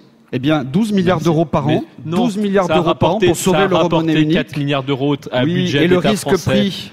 Et le risque prix. 72 milliards en 6 ans, monsieur. Alors, laissons poursuivre peut-être Robert Rivaton. Poursuivre, si vous me permettez. Donc, ça a rapporté 4 milliards d'euros à l'État français qui a prêté aux banques françaises avec des intérêts par la suite. Et le risque, c'est les Français qui l'ont pris. Oui, ils ont gagné 4 milliards dans l'équation. La question aujourd'hui, c'est qu'on est en train de bâtir un système d'améliorer le système bancaire à l'échelle européenne à travers différents textes qui existent et qui sont en train de prouver leur utilité et leur nécessité. Aujourd'hui, la peur d'agiter, de dire que à tout ça, ce système est condamné. Non, notre système de protection sociale n'est pas condamné par cette politique européenne. Notre système de protection sociale, il est condamné parce qu'on ne fait pas les réformes. Vous parliez de la protection sociale. Je veux parler d'un seul système qui existe, l'UNEDIC. L'UNEDIC, depuis 10 ans, c'est un régime qui était en excédent, c'est-à-dire la protection pour le chômage. C'est un régime qui était en excédent, qui a accumulé en l'espace de 12 années 20 milliards de dettes. Ce régime, il y a 12 ans, n'avait aucune dette, il a 20 milliards aujourd'hui. Et chaque année, il s'endette de 4 milliards supplémentaires. Donc on voit bien que le système de protection chômage, en continuant sur ce rythme-là, ne va pas tenir. En continuant avec 4 milliards d'endettement supplémentaires chaque année, dans très peu de temps, la protection du chômage va effectivement tomber. À cause de 1 million de chômeurs faits par M. Sarkozy. Si vous pouvez juste me laisser terminer mes explications, ce sera sympathique. Donc on voit bien que ce système ne peut tenir à moyen terme. Et pourquoi il ne peut pas tenir? Aujourd'hui, on doit faire quoi? On doit essayer de faire en sorte que les entreprises puissent réembaucher, ça je l'ai insisté, mais on doit aussi changer les paramètres de l'indemnisation chômage pour faire en sorte qu'aujourd'hui on ramène ce régime à l'équilibre. Et si on n'est pas capable de le faire nous-mêmes, c'est pas la pression de l'Union européenne, c'est pas la pression de l'euro, c'est pas la faute à Bruxelles ou la faute à n'importe quelle autre monnaie, c'est notre responsabilité à nous de le faire. Et aujourd'hui, c'est le moment de vérité, c'est le moment où on doit faire des choix, c'est ça la sortie de crise. C'est le moment où on doit faire des choix. En latin, la crise, c'est le moment, ça vient du moment où on doit passer les choses au crible, passer nos choix au crible. C'est à nous de les faire maintenant, en 2017, ce ne sera pas en 2022, ce ne sera pas en 2027, et c'est pas avec une hypothétique sortie de l'euro qu'on pourra solver ces solutions. Philippe Martin. Non, je pense qu'en effet, il faut parler de la sortie de l'euro qui est prônée par Marine Le Pen. Il faut qu'elle nous dise un peu précisément comment on va faire. Parce que moi, je pense aux Grecs, en effet. Qu'est-ce qui s'est passé au moment où les Grecs, il y avait une forte probabilité qu'ils sortent de la zone euro? Les Grecs riches ont mis leur argent en Allemagne et au Luxembourg, et puis les Grecs plus modestes ont essayé de sortir l'argent de leur banque. Évidemment, si vous savez ou si vous pensez que d'ici 10 jours, 1 mois ou 2 mois, votre argent il sera déprécié, il sera dévalué de 20, 10, 20, 30%, qu'est-ce que vous faites? Vous essayez de le sortir immédiatement. C'est ce qu'on appelle un run. Et c'est ce qui va se passer. C'est-à-dire que tout le monde va aller à la banque pour essayer de sortir son argent. Et qu'est-ce que... Donc si on le fait, il ne faut pas le dire avant. C'est ce qu'elle fait. Et elle est obligée de le faire, parce que c'est une telle décision qu'on ne peut pas le cacher aux Français quand même. Enfin, c'est ce que j'espère. Donc aujourd'hui, qu'est-ce qui va se passer le jour où elle sera élue? Évidemment, il va y avoir un run sur les banques, c'est-à-dire que tout le monde, on va essayer d'aller retirer notre argent en banque. Et qu'est-ce qu'ont fait les Grecs? Le gouvernement grec, il a été obligé de dire, non, on restreint les retraits des comptes en banque. Donc, il faut que Madame Le Pen nous dise si oui ou non, elle va interdire aux Français de sortir leur argent de leur compte en banque. Si elle le fait, c'est clair, mais on saura à quelle sauce on est mangé. Si elle le fait pas, c'est qu'elle ment. Bernard Monod, oui ou non? Est-ce qu'elle va dire aux Français... Marine Le Pen va sauver l'épargne des Français en garantissant les dépôts et les... Mais ils sont garantis aujourd'hui à 100 000 euros? Non, c'est totalement faux. L'Allemagne n'en veut pas, je vous le dis. Aujourd'hui, en France, ils sont garantis à 100 000 euros. Vous savez quel est le montant des fonds de garantie français? 2,5 milliards. Il y a 1 600 milliards aujourd'hui de dépôts. C'est pour ça qu'il faut essayer d'éviter un run sur les banques. C'est une rigolade. Il faut essayer d'éviter la panique. Donc, allez, juste votre réponse, Bernard Monod, parce qu'on est presque à la fin de cette émission. Tout à fait. Alors, clairement, d'abord, est-ce que quand il y a une dépréciation de l'euro-dollar depuis près de 4 ans de 25%, est-ce qu'il y a eu un run, comme vous dites, c'est-à-dire... Nous ne sommes pas dans la zone dollar, on n'utilise pas des dollars, monsieur. Mais d'accord, mais il y a bien eu une dépréciation de 25%. De l'euro par rapport au dollar. Mais ça n'a rien à voir. Ça n'a peut-être rien à voir, mais en tout cas, il y a une dépréciation. Mais on n'utilise pas. Vous avez des dollars dans vos portefeuilles? Il y a 25% de dépréciation de l'euro en Europe, que vous vouliez ou non. Bon, donc c'est une réalité. Est-ce que l'épargne des Français a quitté le territoire? Non. Donc c'est vous raconter des histoires aux gens. Deuxièmement, ce que l'on veut faire, c'est une alternative. L'alternative, elle est très concrète. On propose l'euro, monnaie commune au niveau de la zone européenne, multidevise, pour entrer dans le mécanisme de change européen 2. C'est un tout petit peu technique. Simplement, le Danemark le pratique déjà. C'est dans les traités, article 144 du traité de l'Union européenne. Et il y a un accord en 2006 qui pratique déjà. Donc, ce que l'on veut, c'est faire cette proposition pour élargir, pour justement sauver votre euro. Mais nous, on propose l'euro monnaie commune pour sortir du carcan de la germanisation de l'économie européenne. Il nous reste moins de 5 minutes. Je sais que vous auriez tous envie de réagir et d'interagir sur ces thèmes passionnants. On pourrait continuer encore au moins 1 heure cette discussion. Mais puisqu'il nous reste très peu de temps, je voudrais que chacun vous terminiez. Imaginons que votre candidat l'emporte et que vous soyez nommé ministre de l'économie et des finances. On ne sait jamais, ça peut arriver. Quel serait pour vous, et alors je vais là vous demander vraiment de vous discipliner pour pas faire des réponses longues, pour que chacun ait le temps de s'exprimer, parce qu'on est en direct, donc à 20h, il faut qu'on rende l'antenne. Quelle serait la mesure la plus immédiate ou la plus emblématique que vous souhaiteriez voir appliquer? Julia Cagé. Déjà, ce serait une bonne nouvelle d'avoir une femme ministre de l'économie et des finances. Ou présidente de la République. C'est ça la mesure phare. Plateau, finalement. Bon.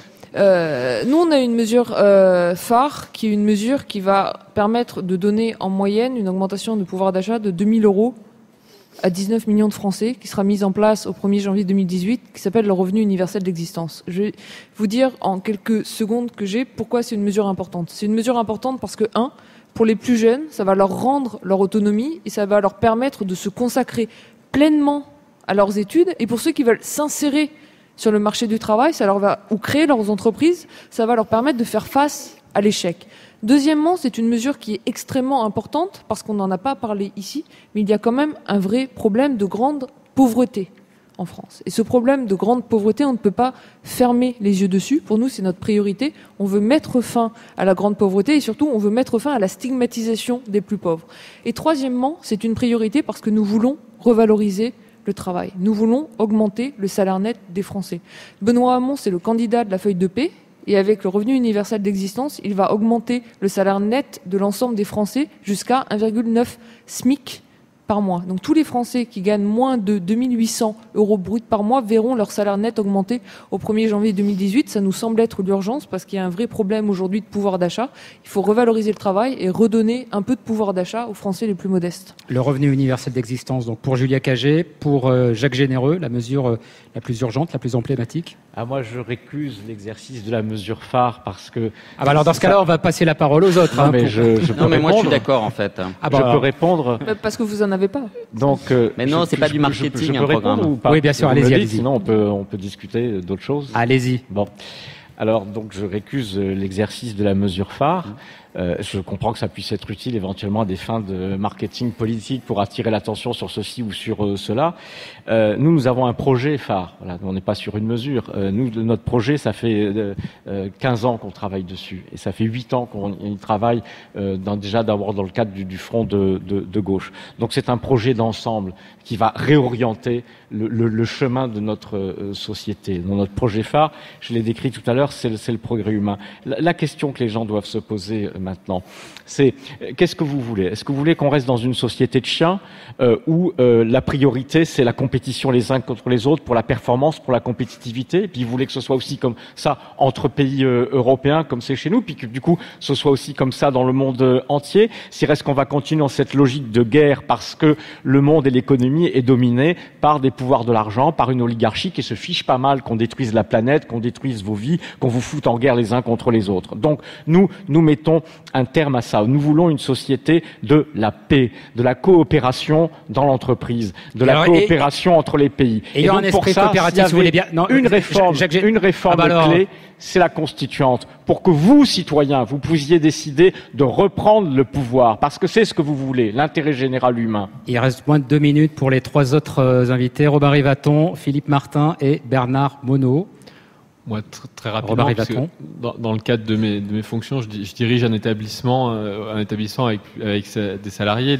Ce que je vois, ma seule réforme la plus importante, celle qui nous concerne tous, c'est celle du marché du travail. Aujourd'hui, malheureusement, on a un système qui n'est pas satisfaisant ni pour les salariés, ni pour les entreprises. On a quelque chose qui est avec une farce, des relations sociales qui sont totalement vides de sens, dans lesquelles on passe beaucoup de temps et qui ne protègent ni les personnes et qui ne font pas avancer les entreprises françaises. L'idée, c'est de tout ça de rendre quand même plus efficace, de faire en sorte qu'on arrête le théâtre des ombres et qu'on permette par exemple aussi à chaque salarié de pouvoir se présenter sans être affilié à un syndicat au premier tour des élections syndicales. Bernard Monod.